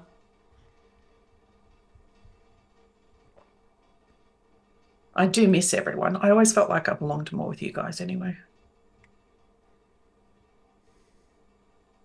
But you know, that's another thing entirely. And I'm taking away from I'm not trying to be that girl that turns it into a me thing. How are you coping? I'm okay. For now. Now, Ask me tomorrow. well, even if we're not in the same place, I'll be mentally asking every day. Okay. I'm sure I can deal with that. I still don't think what is it?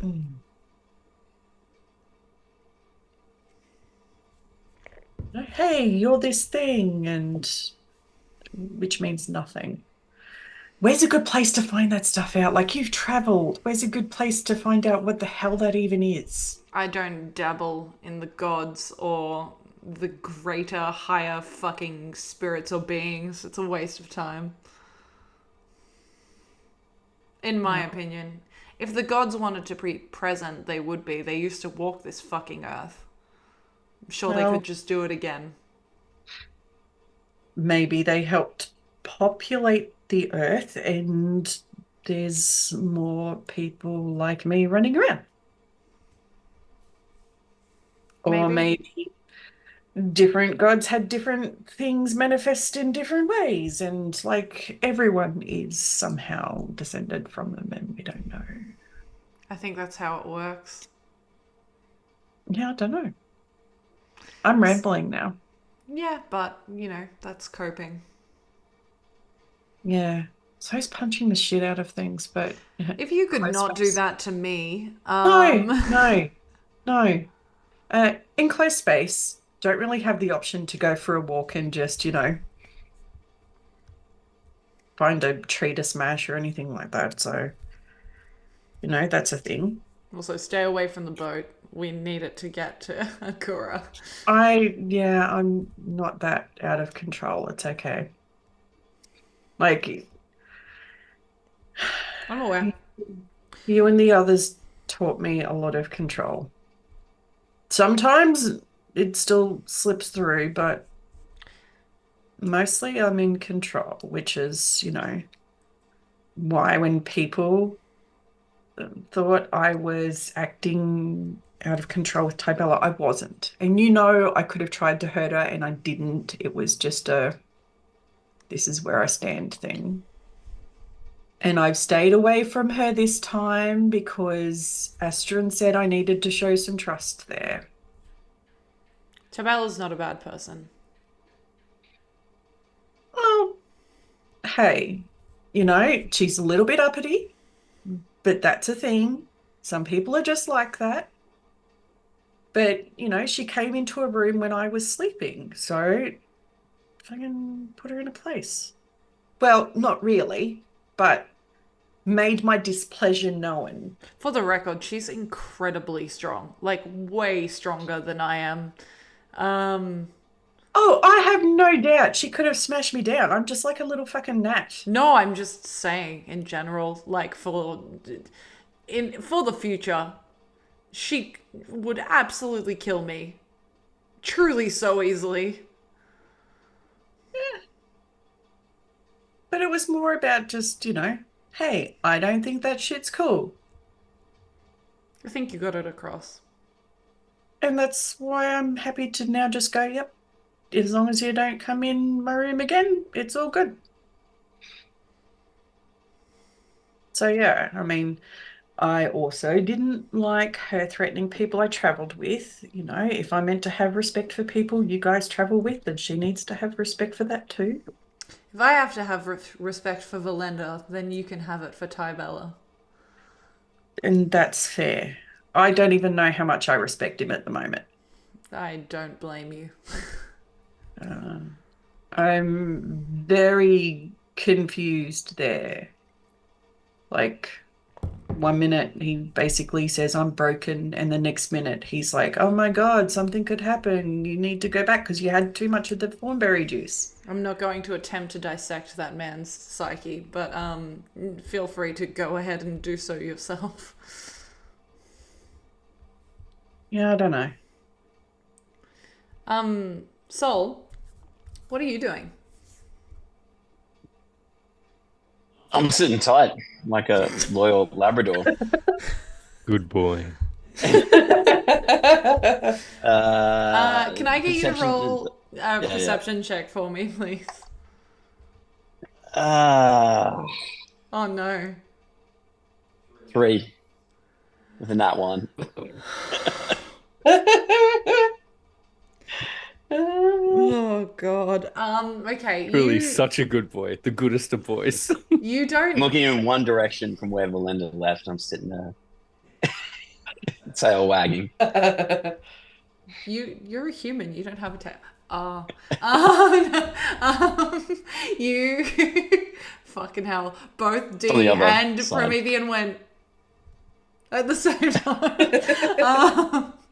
Okay, so you don't hear anything from under deck. You don't hear Verlender, you don't hear Argus, you don't hear Marcus. You do see Jonan make his way towards Scarlet, and you hear some sort of a conversation happening. You can't really understand what it is. But yeah, you're just kind of hanging out. I'm chilling. At this point, you get to witness an incredibly beautiful sunset. You too catch sight of the land of Ascendus in the distance, very blackened just as the sun does fall beyond the horizon line, and the stars begin to come out. What side of... So are we coming into port at... You're heading towards Agora. Agora, yeah. Mm-hmm. And we're just bypassing Ascendus. You're not even bypassing it. Well, kind of actually. So you've come from, if you're looking at the map, you've come from the left-hand side of the map right around. Yeah, and you can see into the coast kind of of the Chinook. Yeah, so you can see the coast of it. Is there like, because from memory, this is where I come from. Ascenders? Yeah. Yes. It looks Do I see very the different to how you remember it.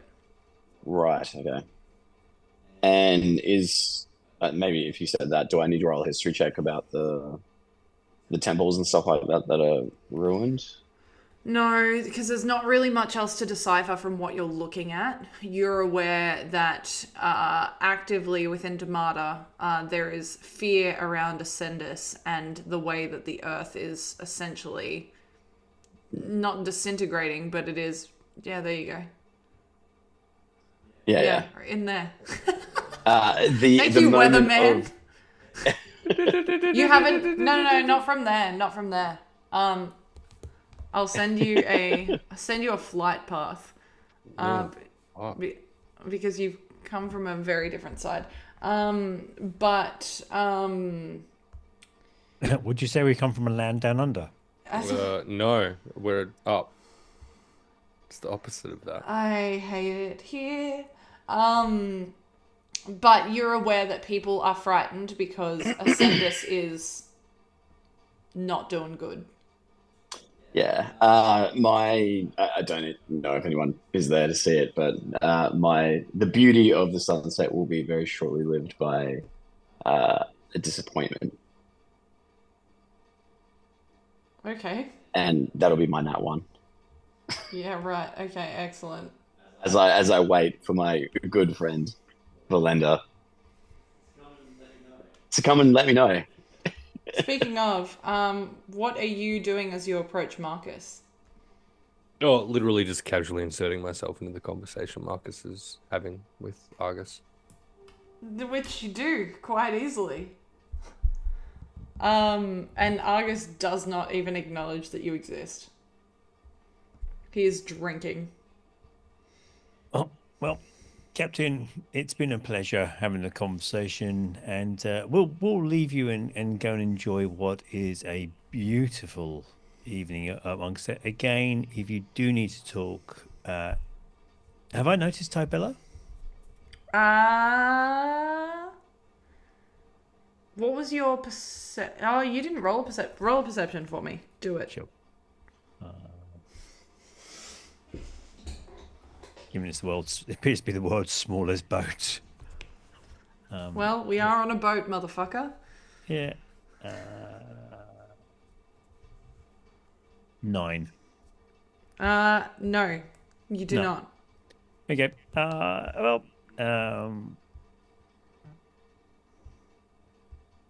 Goodest of evenings, and we'll leave you to it. Marcus, perhaps we should reacquaint ourselves with Tybella. Yeah, yes. Oh, Tybella. Indeed.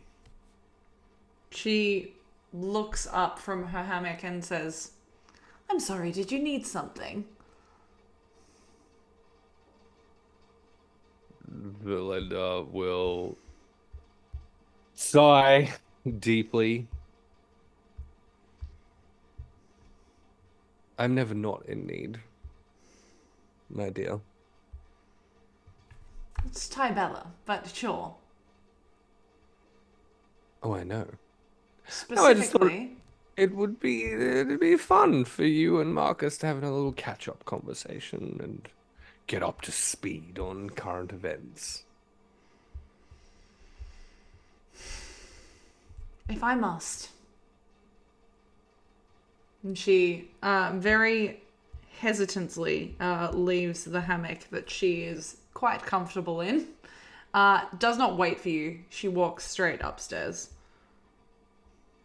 And would that take us past Sol? Yes, point? it would. Who is like, you get up there and he, like, it's like you've gone, look this way, and he's just like standing there like the entire time. He's not scanning, he's just looking there. Staring truly so hard into the distance. In which case, Blender then will like tap Sol on the shoulder.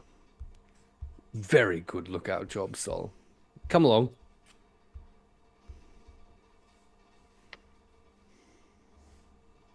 He's just going to look baffled. How did you? I. Oh, sorry, you startled me there. How did things go? Any non-us in earshot other than Tybella currently? No. Yeah, great. Essentially as expected. That's amazing. I didn't see anybody here.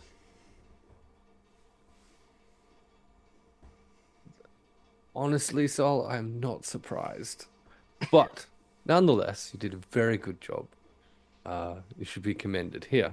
And Verlender will flick Sol a single gold piece that he stole from the captain's quarters. You can add a gold piece to your inventory. I will add a gold piece to my inventory. I don't need this, but Nor do I. and I'll pocket it. So I guess what's now? Gents, it's going to be a rather. When you say gents, Tybella goes, I thought she'd buggered off. no. Okay. It's small ship, man. Okay. I believe you specified non-you except for Tybella.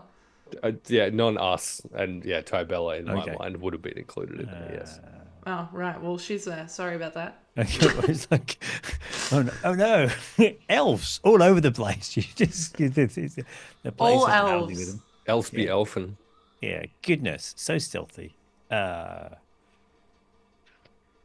How far do you Saul? Any idea how soon we'll be there? Because it seems to be quite. I can see land over there. Is that like hours? I must. Oh, a DM question. I would have a good feel if I can see a sender that it would be hours, right? Wouldn't be long. You were told that you would arrive almost similar time to what you left the day before, which would be early afternoon.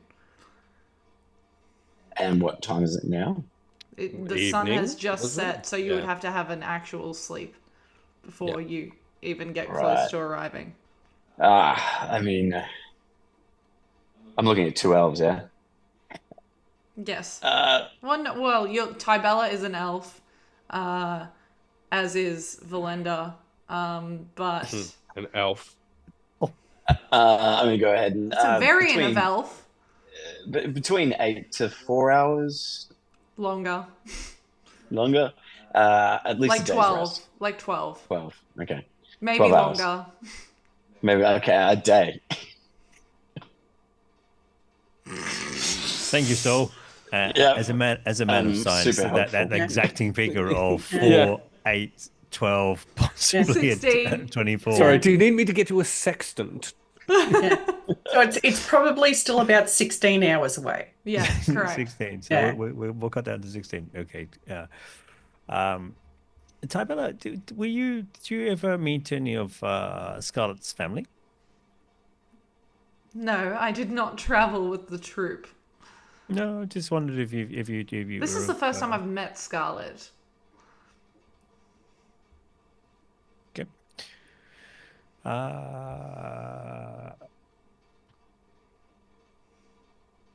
Where do you think you'll go after this, if you don't mind me asking, with Jonan? I do mind you asking, actually.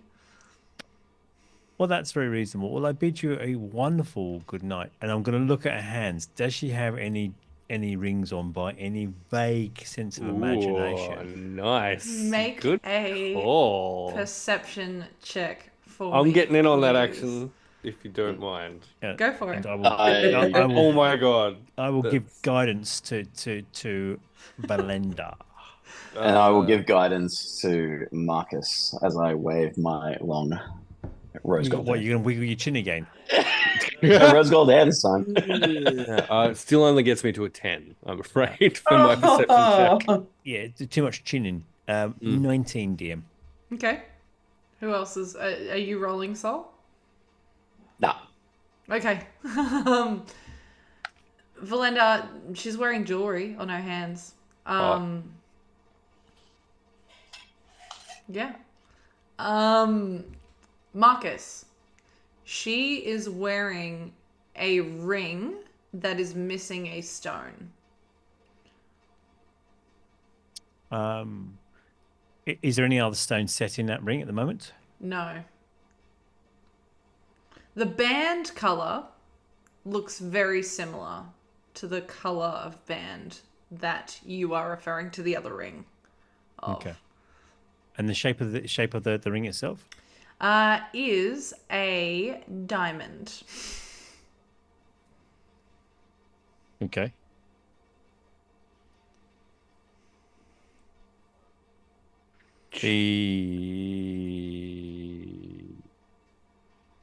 All right, I reckon our previous fans were Power Rangers. Uh, God. I believe you mean Planeteers. Yeah. Yeah, I knew We're what the you were aiming Planeteers. for. Yeah, You can be one too, bro. yeah. Saving the planet's the thing to do. Yeah. Looting and polluting is not the way. You Good God. should hear what Captain Planet has to say. The power is yours, I believe. Tybella looks at you all and says, is there any other reason that you pulled me out here to speak to me? Can I go back now?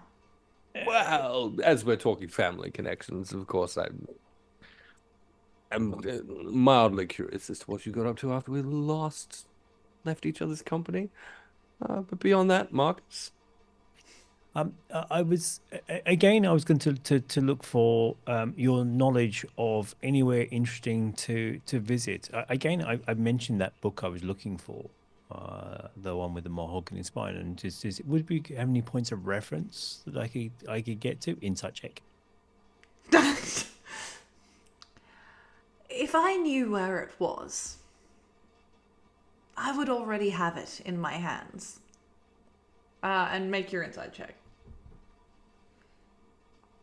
Inside. If I can find inside. Oh, there it is. There. Ooh, another 18, dear. You have been around Tybella enough now to start picking up on her nuances, at least when she's speaking to you. And the only thing that you pick up on is she's being truthful. But you can tell that she's definitely trying to appear more annoyed than she actually is currently. Because originally when we talked back in the inn, she claimed to have very little, and then suddenly this conversation seems to have rotated around to, this book and I'd have it. So that's intrigued Marcus no end. Because there's literally... okay, so just to kind of give a bit of insight, it's like, well, again, thank you. Do go and rest. It's anything between 4 and 24 hours before we get to shore, according to Sol. So I would say about 16. About 16. Well, you're a great traveler, and I will do that. And again, respectfully, if you could give Scarlets a bit of space, she might be a little bit more space in this journey. I have no intentions of going near Scarlet unless she asks me to. Fabulous. Oh, I noticed Sol's very good with fixing things, and it looks like your ring has been damaged. She looks down at her hand for a moment and then looks at you and she says, unless he has a stone to replace it with, then I care very little. Can I quickly, just get a shout out for Let's Roll for Dragons? Correct. Yes, Yeah. I was waiting to finish my sentence. Hi, Erin. Hi, Nellie. Hello, team from Let's Roll for Dragons. How you doing? How was your raid? You're playing... how was your raid? How was your games? You're playing Overcooked, I believe, from memory. Hey, it's good to see you. If it's your first time here, welcome. My name's Emily, and I am joined by a bunch of wonderful creators here. We got Ben, who is from here and the Fates Group channel. We've got D20, who's here and there. we have got Tybella79, who is just a fucking wonderful chat goblin, but is also about to launch some cool shit over on the Lawrites. And then you've got Promethean, who's, he's just here. No, there's a 0 in it. Prolifically casual gamer, player of games, and also producer over on the Lawrites channel. I'll have you know I introduced a new intro for myself today. And also the tonight. sluttiest drow in Damata. Yeah, correct. One sluttiest drow, sluttiest rogue in Damata was it, and also God's favorite princess. The specific god being you, Emily, as the DM of this campaign. Hey, my name's Emily. I am the DM, producer, and Thirstmaster here on the Fates Group channel. Not Fates Group channel. This is Hexes and Vexes. Also on the Fates Group channel, which is on a hiatus at the moment. Help me. I am poor. Hey, let's get back into the campaign before I throw myself off a building. Who was talking to who? Let's do it. Let's do it. Tybella, looks at you all, and she has said about the ring and whether you have a stone that would fill it. Sol, you are very well aware you do not have the stone that would hopefully fill this ring. You don't know what I got in my inventory. Well, you gave your jeweler's tools to Delphine, so Delphine. you actually don't have them anymore. Oh no. However, I can create tools as a artificer. Hey, thanks for the follow, Gareth, by the way. Tybella? Why did that sound like a question? I can assist with this, but it's going to take me a number of hours to understand.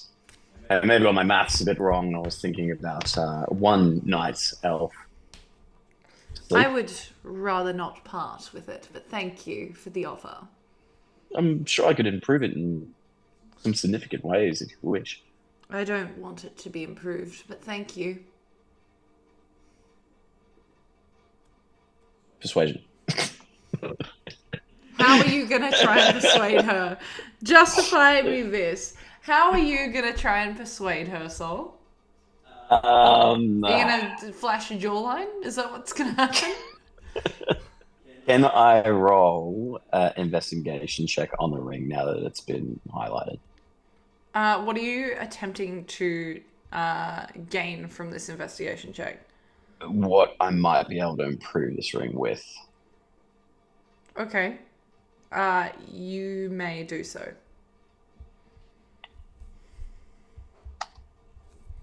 Yeah. 13. Looking at the craftsmanship of the ring from where you can see it, because you're looking at a ring that someone is wearing on their finger, and they're not holding it in front of your face so that you can inspect it. It looks nice. It doesn't look like even the clamps that would hold a gemstone in bent or disfigured or anything like that. It simply looks like a stone that should be there is not there. So in terms of improving it, you could, if you had a gemstone of sorts to put into it, but also keeping in mind that she has told you that she does not want you to do so. Since you've owned this, has it always missed that gemstone? Since I've owned it, yes. Do you remember what that was inserted in there? It was not mine, so no. And also, why do you care? And Well, with that, looks incomplete. Verlender would like to lift the ring from Marcus's finger with sleight of hand. What, you're just gonna steal it? Yeah. Just as a cheeky casual, is going to try and take that ring. Okay. So what we'll do is you can roll sleight of hand. Marcus, I'll get you to roll perception to see if you notice this. My passive perception is 13, so that's the magic number you got to beat. Excellent. I have rolled, rolled 13, making it 17 for sleight of Yeah, hand. cool. You would not notice then, Marcus. Great. In Yeah. which case, Verlender will say, well, this is why, my dear.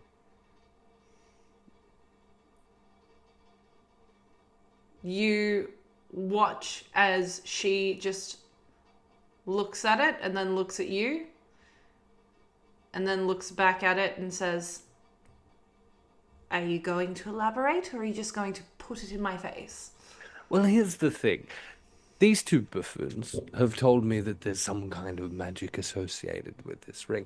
This one I lifted from some nobody in the streets of whatever that place it was that we were earlier. But neither of them can tell me exactly what its purpose is. I Now, here's can't an tell you interesting that thing. either, darling. What you can tell me is how you procured the sadly gemless version that you wear on your pretty little finger. I can. And I can tell you that that's none of your fucking business, Verlender. Ooh, I can feel the air quotes. That hurts so much. We could see them too if you'd just like to start reeling off that list of names you tend to cycle through. Very well. And Belinda will thumb flick the ring back behind him to Marcus. And again, if he doesn't catch it, it will just land on the deck of the ship. So be it. You don't need to make a dex check, you can just catch I'm it. making one. Okay, You can't great. stop me making one. 21. Damn. Damn, You I caught it. Yeah, Yeah, you got it. It slipped on my finger. Magical girl transformation. Woo! It's all in the reflexes. With that, she very quickly now does not even wait for Marcus to catch it. She just heads straight back downstairs. Perfect. Literally, got it. It's good. It's very impressive. Scarlet, what are you doing at this point? You, like, unless y'all are being quiet, like, you hear glimpses of this conversation. Specifically, you would hear Tybella being sassy.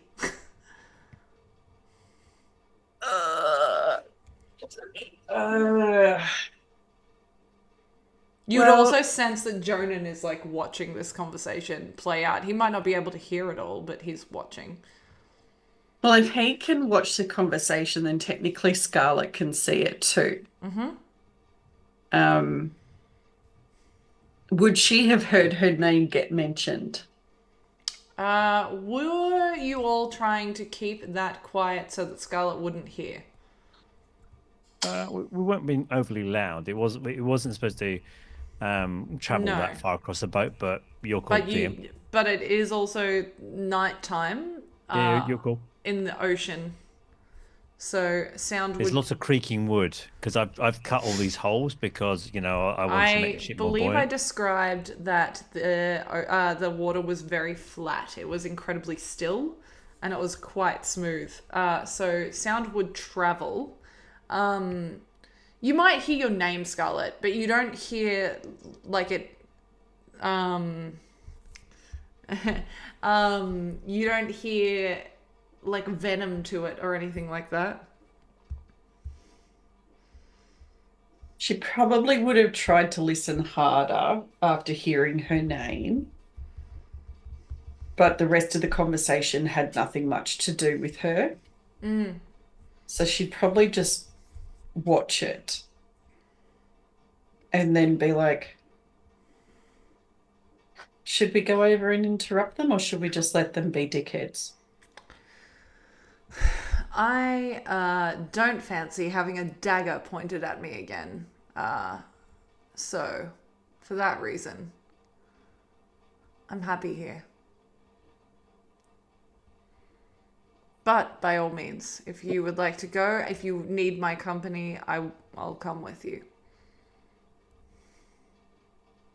I think they can just, I mean, they're talking about a ring.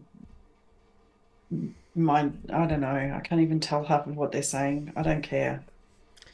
I've got different things Nor to do think I. about. Speaking of, I may bed down for the evening. Yeah, that's fair. I don't know if I can get to sleep properly. I think I might just fall asleep here rather than with everyone else. If you'd prefer, I can stay with you. No, I it's can okay. sleep here. No, it doesn't worry me. You sleep where you need to sleep. Like if you want to be around Tybella and I right, because she'll definitely be a buffer between you and Verlender. On second thoughts, I think I will stay here. If you're okay with it. Hey, we've slept in worse places. We truly have slept in worse places. And in worse conditions too. There was like With a time where the rain was so heavy, I thought we were all going to float away. and more people in smaller spaces. Oh yeah. Yeah. Also, like tents in the summer, Oh, in the ember. Ugh. Horrific. And he starts to make himself comfortable. He pulls his hood up over his head as well. And he just looks up at the sky. and Scarlet will probably try and as best she can get some sleep, which I presume will be a little bit fitful. Yeah, yeah. It takes you longer than it usually would. You find sleep. You're not sure for how long. And it comes at like an emotional exhaustion. It's like you have all of this adrenaline and like you can feel your brain like just rushing, and then it's like it gets exhausting and you find sleep for a little bit. Marcus, what are you doing? I'm definitely making sure that we have those 2 bottles of wine secured upon us. Yeah. So, You asked Grommy to get them. And he has secured them to the cart that is sitting on the boat currently. yeah, no. So Marcus is going to make sure he's got one of them.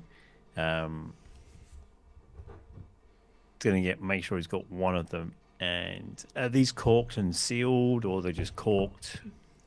They are fully sealed, these ones. Okay. As if like bought straight off the shelf. These ones actually have the proper label on them too. Okay. Wow. Yeah. Collector's items would be fantastic. They'd be worth so much more. Yeah. The proper label that actually has the instructions on the Correct. dosage. Warning: Yeah. sipping wine only. Do not overconsume at Yeah. risk of death. Correct. I'm just going to do a little bit of magical research on this blender. Is Well, you gotta Tybella- research Verlender? No, I'm talking to Verlender. All right. I'm not magically researching Verlender quite yet. That's more Saul's thing. He'll just do it with blood. Is Tybella going to be challenging? She seems to be becoming a little bit more sassy, one would say. Leave Tybella to me.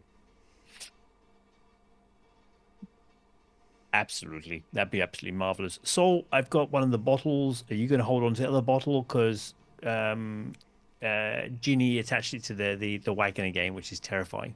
We're on a boat. It rolls. I can look after that for you if you wish. Yeah.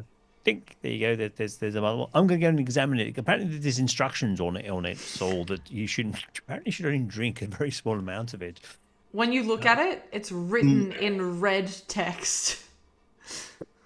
On a red background. There we go. Poof, chuff, marketing. But yeah, I will cast a detect magic on DM just to see if he gives off the same any magic emanations other than we know beforehand. You do so. No new magic emanations. It seems like a standard bottle of Thornberry wine. And again, I'm assuming that there's that background magic that he still can't work out on the ring that's mentioned again. So that's great. And I'm going to make you sense it from you sense it from that ring, and you and it feels like in your stomach. It feels almost uncomfortable trying to reach into that magic. Sure. and then Marcus is going to go and see if we've been followed on boats. I mean, hopefully that'd be fairly obvious, right? There's a cell in the background that there's anyone's following us. It's fucking dark now, man. Like it's Okay. pretty dark. I've got dark vision.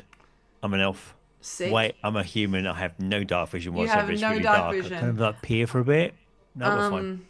But it's, the stars are out in full force. It's not a full moon, so you don't have that kind of light by you to illuminate the sky any further.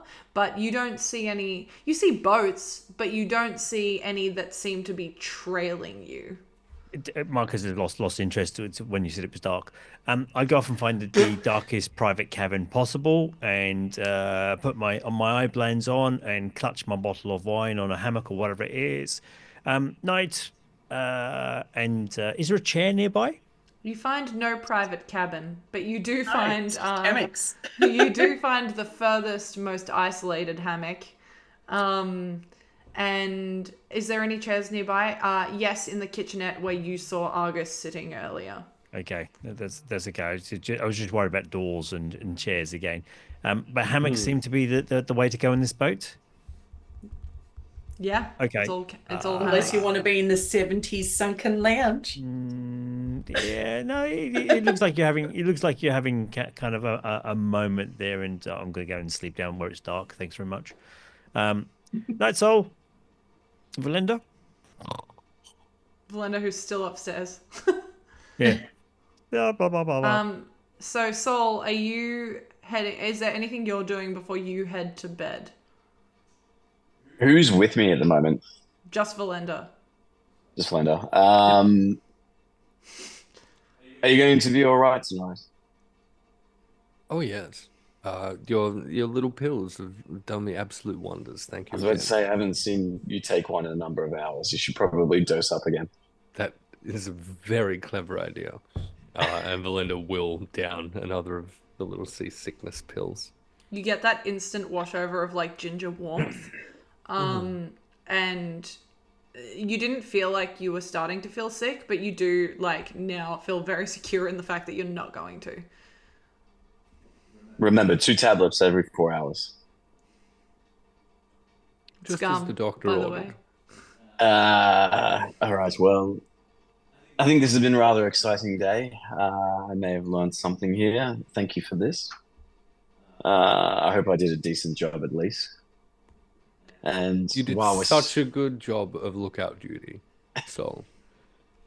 I'll smile at that. Is there anything else you need assistance with tonight? I'm going to take my leave and maybe tinker with a couple of things. No, but I may need my kimono washed in the morning. I'll tell you what. Valinda's got like a coat on almost, yeah? Yeah, Unless he's changed into his bed clothes, then yes. which he has. Is that your armor? No? What? Why What's did the you weather say it tonight? like an insult for me? Because I was checking my inventory real quick to see what I was actually wearing. No, so the coat will be external. So he'll be wearing leather armor.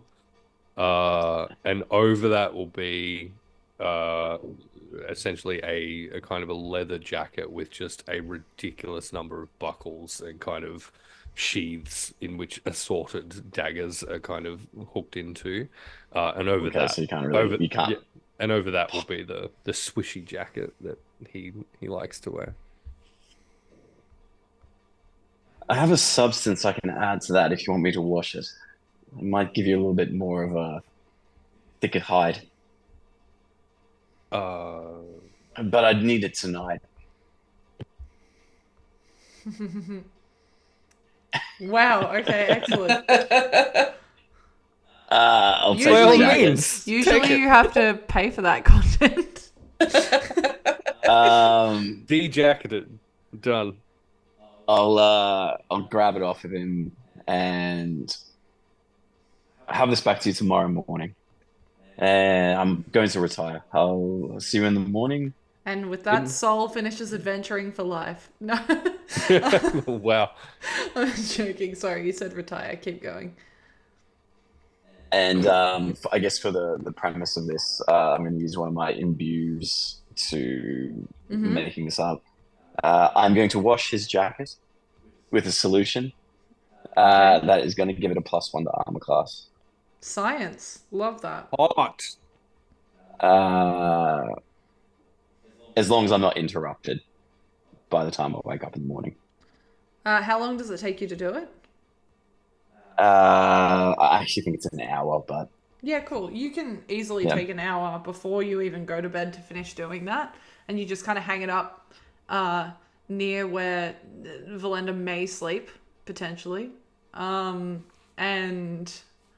yeah, you've done a good job. You feel successful. You feel proud. You feel like science is the way currently. science.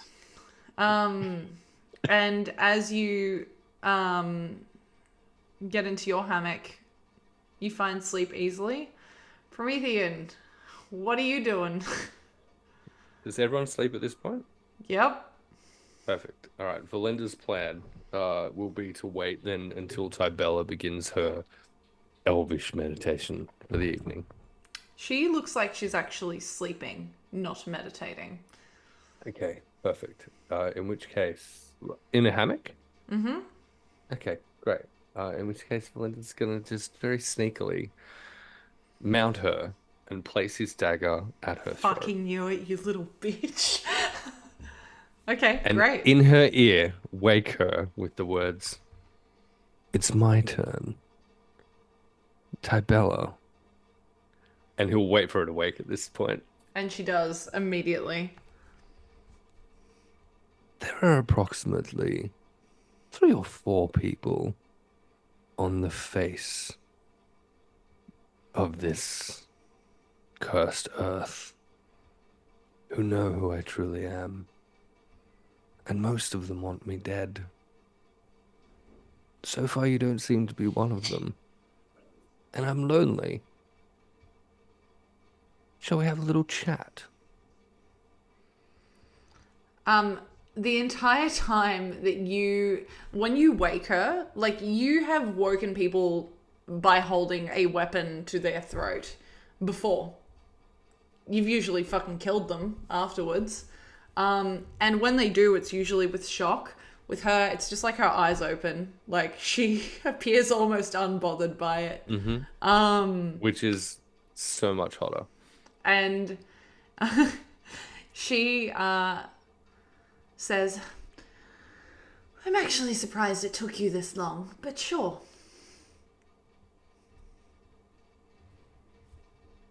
Excellent. She doesn't Verlender move will- because she cannot.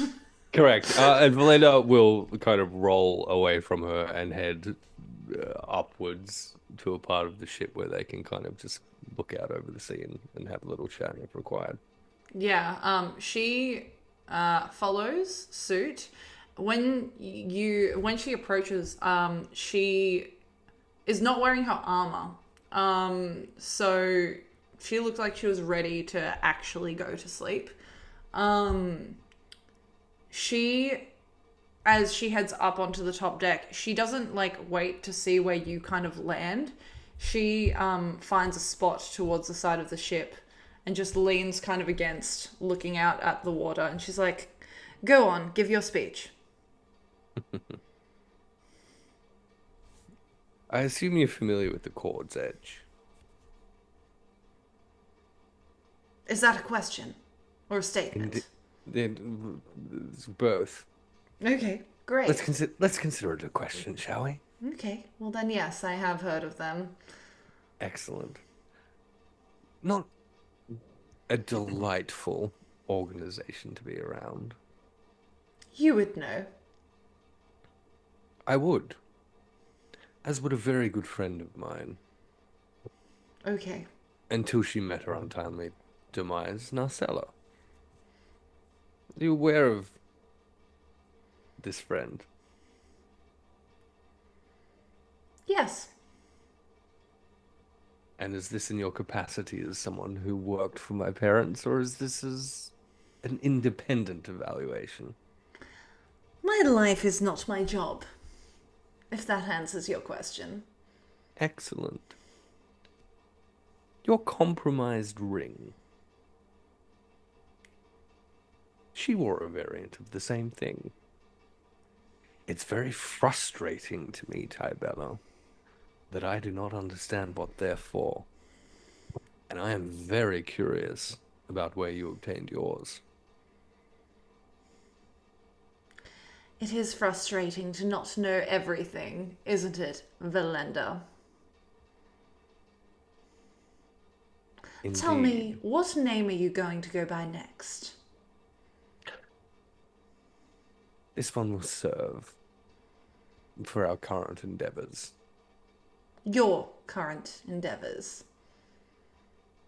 Let's consider it the royal hour. And he'll choke on the royal a little bit. For good or ill, as I mentioned to you earlier, achieving the goals that these people has gives me proximity to power. This can serve my goals, and potentially, if you drop this facade of yours of requiring nothing and no one, I'm sure that that benefit could be extended to you, potentially. You've not yet explained to me exactly why it is that you are no longer in the employ of our mutual concern. The Cord's Edge or your family? Well, either. I believe I told you that your parents were quite done with me. Hard same, as you're well aware. Oh, not in the same capacity. They just don't need me at the moment. And yet you could easily, with this little thing we have going, find We a way don't to have find a your thing, Verlender. existence is a thing, Okay. Tybella. You could easily find yourself back in their good graces, and yet. So to me, it seems more than just a matter of you being no longer required. Until I'm being paid, I will go wherever I want. Now, I have some questions for you, Verlender. Shoot. No, I stab. The mission that you were on that went truly so badly. With your friend. What exactly happened? Where did it go wrong?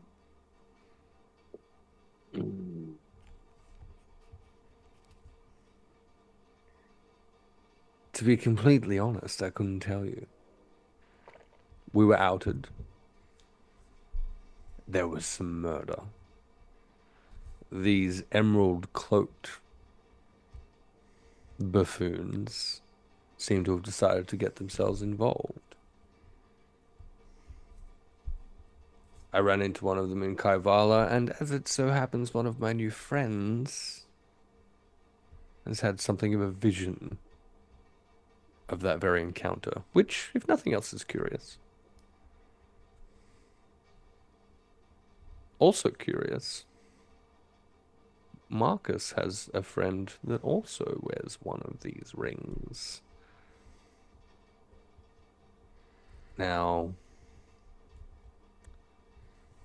I'm just a humble assassin who doesn't understand the connections between such things.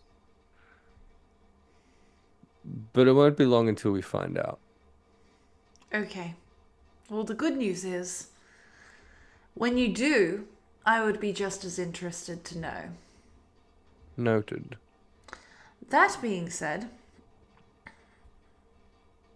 did you watch your friend die? Did I watch my friend die? I don't know, Promethean. If only you had a note. God, You did I could watch my refer- friend die? If only I had some kind of like background information that I could refer to, that told me whether or not I actually watched that happen.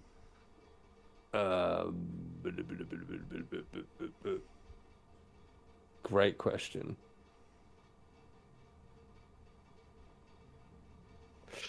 Nah, look, I'm scamming. Nah, you did. You Kidding. did. Just to not torture you further, you did in fact see. Well, yes, of course I did. So I've specifically, faked what my you death enough times to understand whether or not someone has actually died before my eyes or not. So just to be uber specific, what you actually saw was your friend was holding the mahogany bound book. Mm-hmm. And she was, while you were basically the soul of the operation, you were keeping watch. And you watched as she was snuck up upon, and she was stabbed. Here we go. Specific wording. They murdered your friend before your eyes. Correct. So, yeah. Okay, cool. Great. But specifically, if you want to know what that looked like, she was stabbed, essentially. You watched it happen. Yes. And how was that for you? Unpleasant. I'm sure. But such is life. Well, such as death. I think my bigger question... Why not follow in the family footsteps in the family business? Why start out on your own?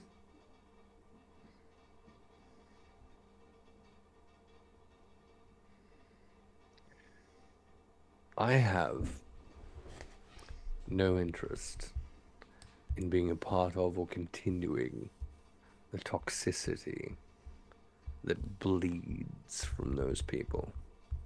None. It does not serve me in any way, shape, or form. I have tasted freedom, Tybella, and I have found that taste to my liking. You haven't tasted anything, Verlender, because if you think they don't know exactly where you are, wherever you go, then you live in ignorance, poor boy. The fact of the matter is, they could find you in a heartbeat, but you are not worth their effort. Instead, they'll have someone do it for them. Now, isn't that ever so sad for you?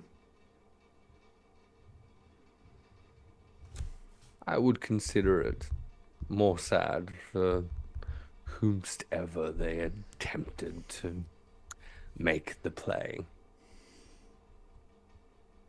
For the record, I would have done the exact same thing. Fuck your parents. They're terrible people. But they are incredibly powerful. More than you recall. If you think they have nothing to do with Ascendus, then you live in ignorance. Right now, Ascendus does not concern me. It should. Why? Because if one corner of the world falls, what's to stop the rest of them? And without the world, your existence means nothing. And if there's anything I know about people like you and I, it's that our existence is incredibly important to ourselves. I knew we would find common ground somewhere. Very well. For the record, the ring.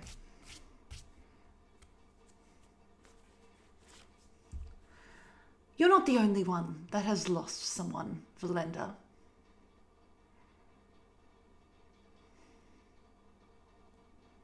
In a similar fashion.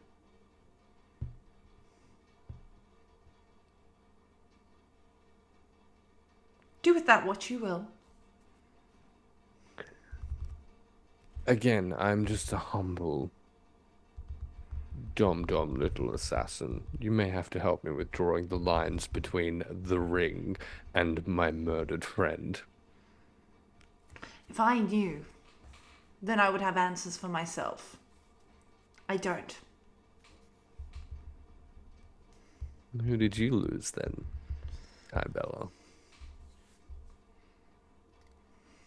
Wouldn't you like to know?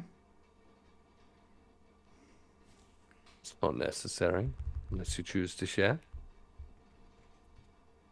I'm sorry, was my answer not obvious?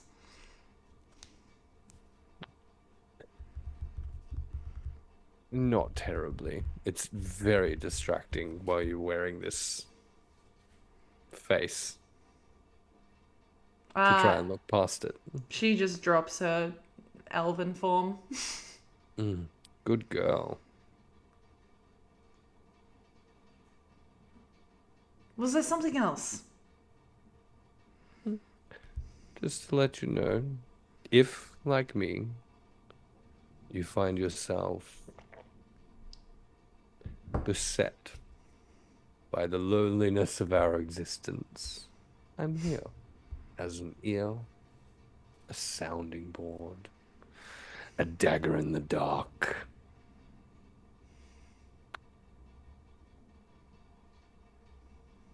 But allow me to offer you this deal.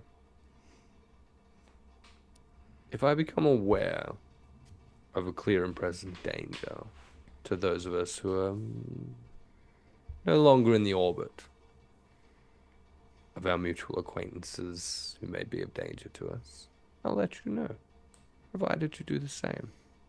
Which, to be fair, you already have, and for which I am very thankful. I told you when I woke you up last time that I am not your enemy. I could be, but I'm not.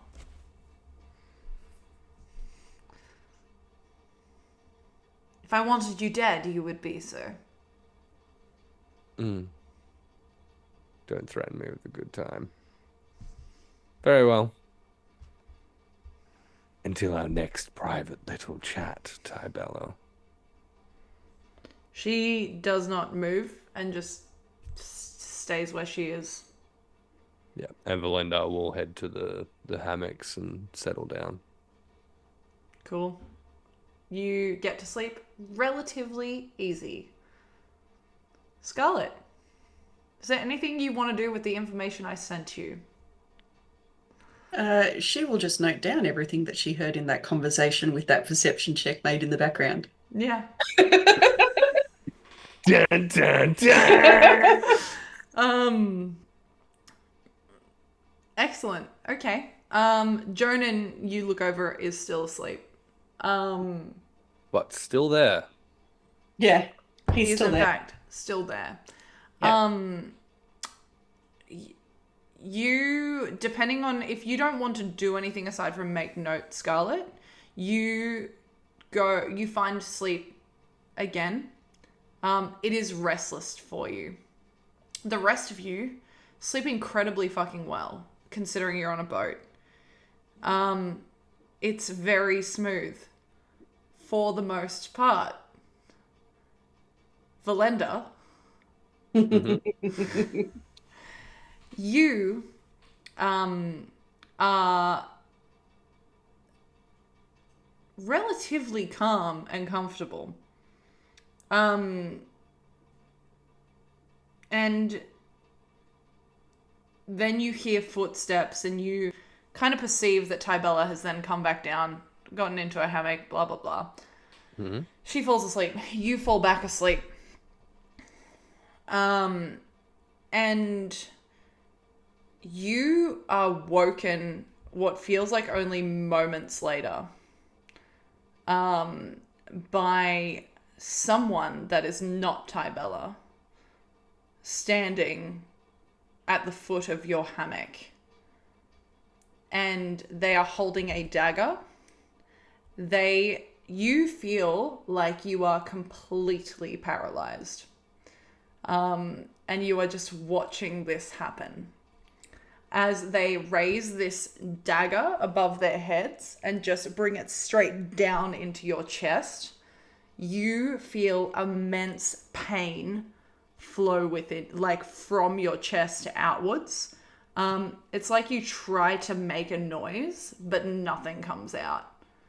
And as you do so, like the shadows clear from this person's face. You see the face of your mother standing above you. Yeah. Did the ginger chews help with the pain?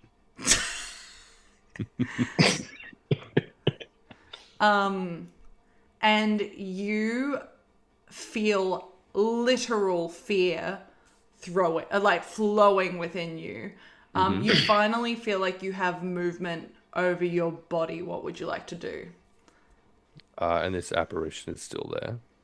This person is still there. Your mother is still there. Correct. Incredible. She says nothing. She just looks down at you with a menacing fucking grin on her face, still holding this dagger within your chest.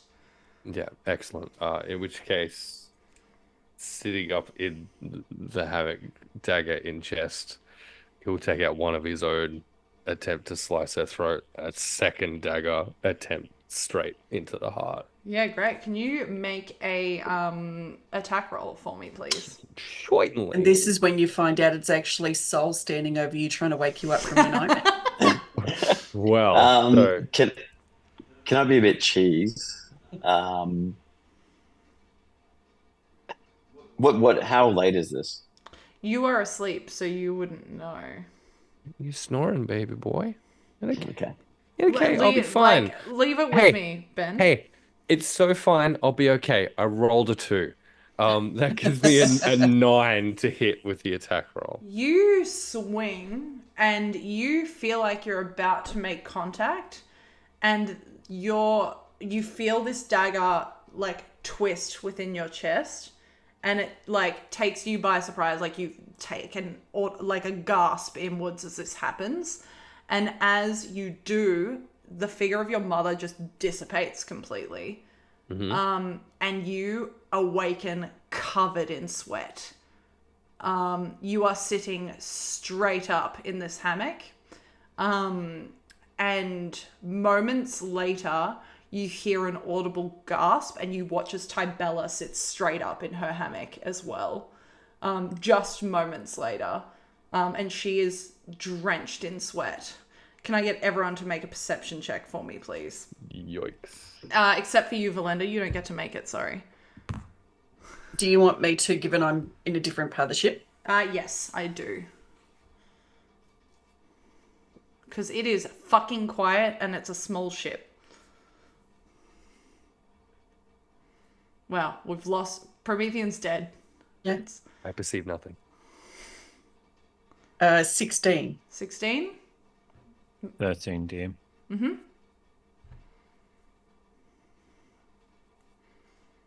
So I was, apparently my webpage is having some issues. No, you're all good.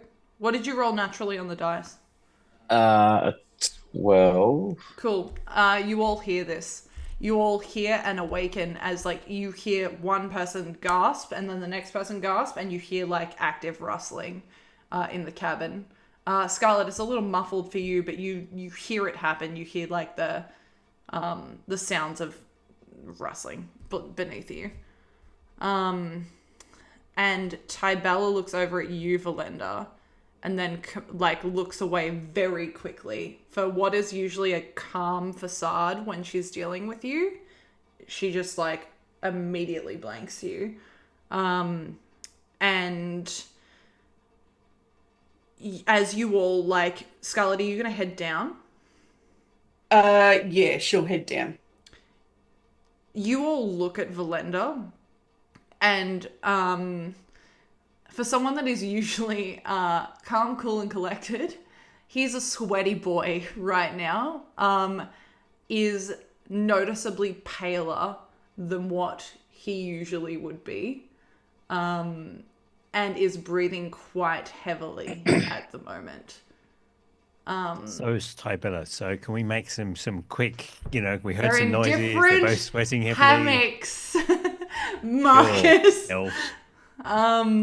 But with that, that's actually where we're going to leave the session this evening. Can I say, before we leave, I have something for that, and I throw him a towel.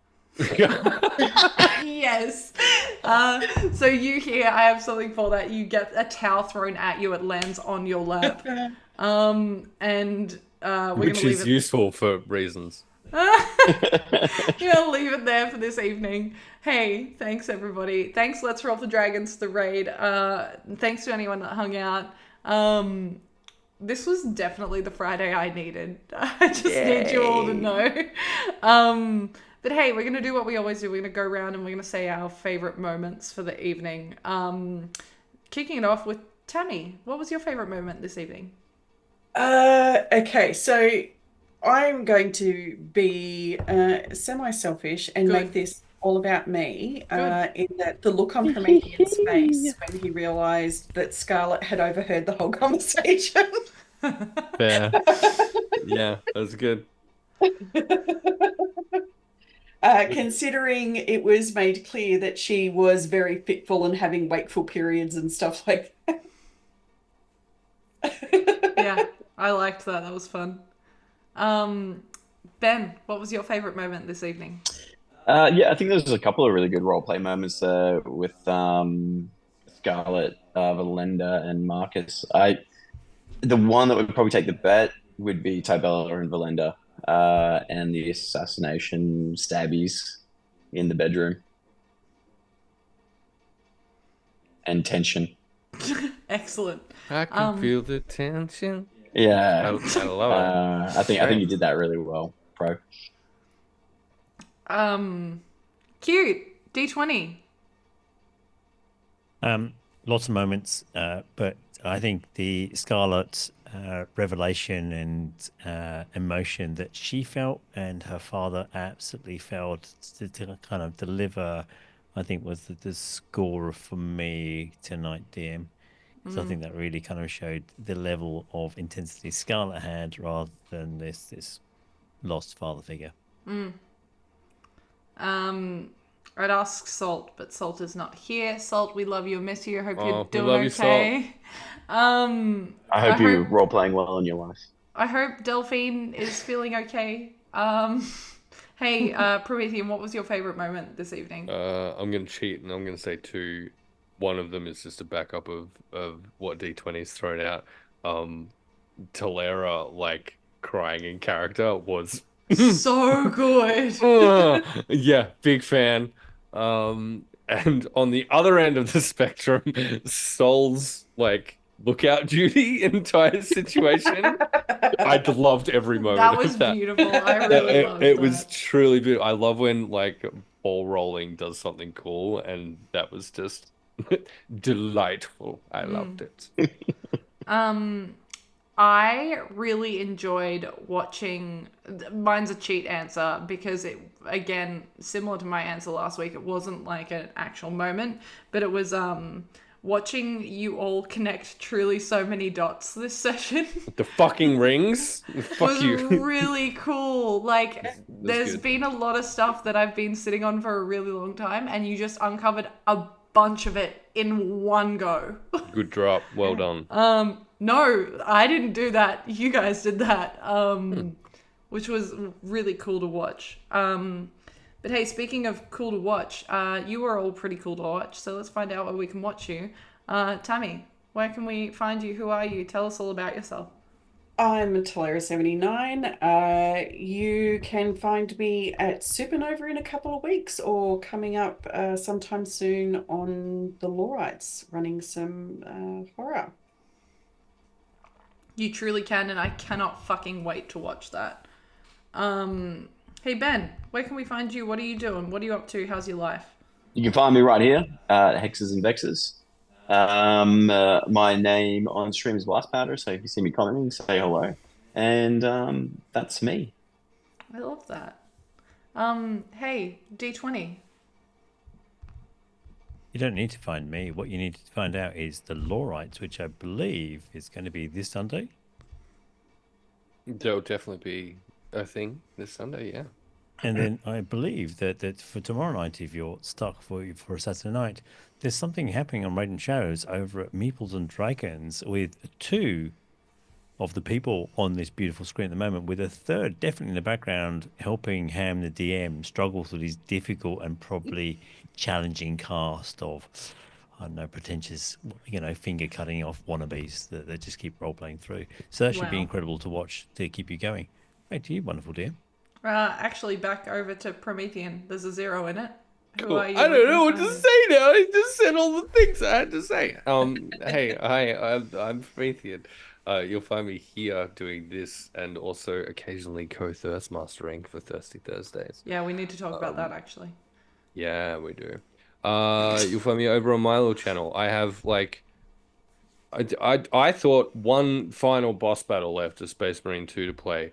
But the game is telling me I've only made it 88% of the way through the game. I don't know what that means. I think So Ben I can guess- maybe answer that. Guess we'll figure it out. I'm playing on Angel of Death difficulty. It's very fucking hard, and it's ruining my life.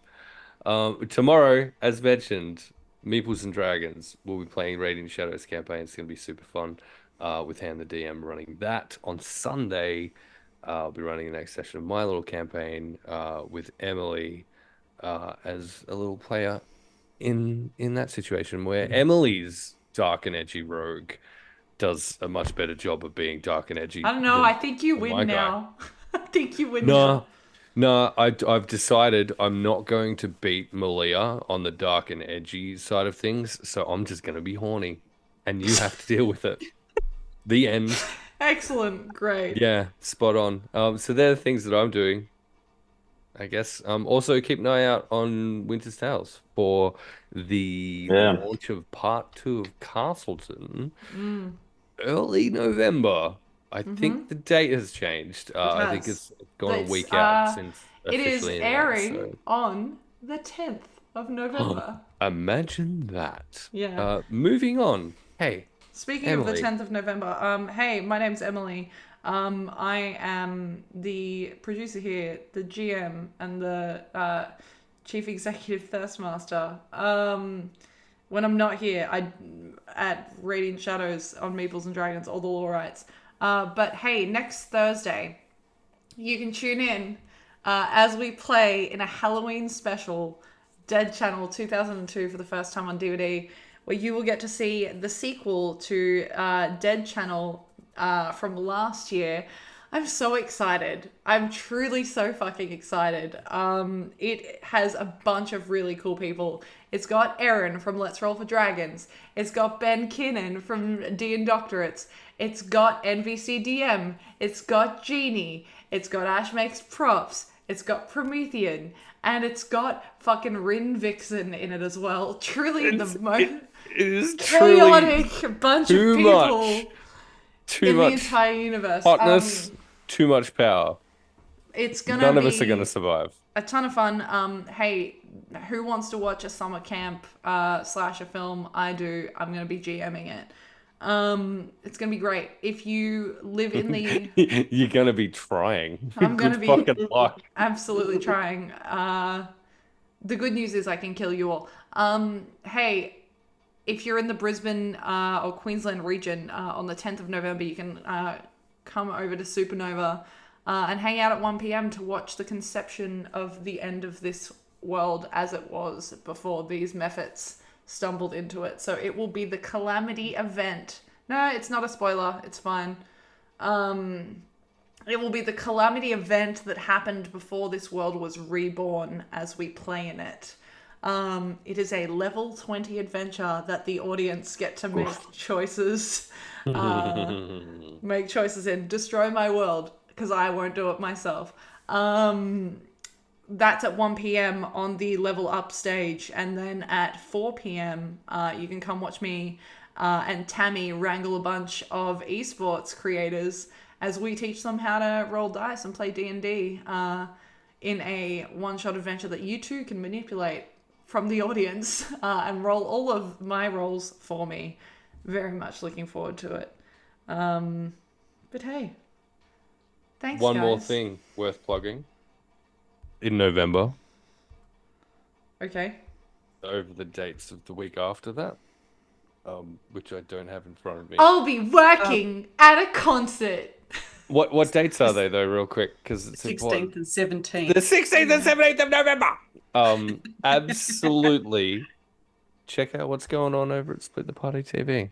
It'll be worth it for charity's sake and to see a whole bunch of very cool people doing some very cool shit. That's absolutely correct. I will be watching on in joy and sadness that I cannot, in fact, be there. Loser. Why did that? Wow. Why did that command not work? Oh, no, it didn't. Hey, we're going to go raid Andy SPG, who is streaming at the moment, and I believe is a part of Tale of Two Queens that you can see over on the Law Rights. Correct. Hey, until next time, let's hope this raid works this time. Have a wonderful evening. Everyone wave and be polite as I do this thing.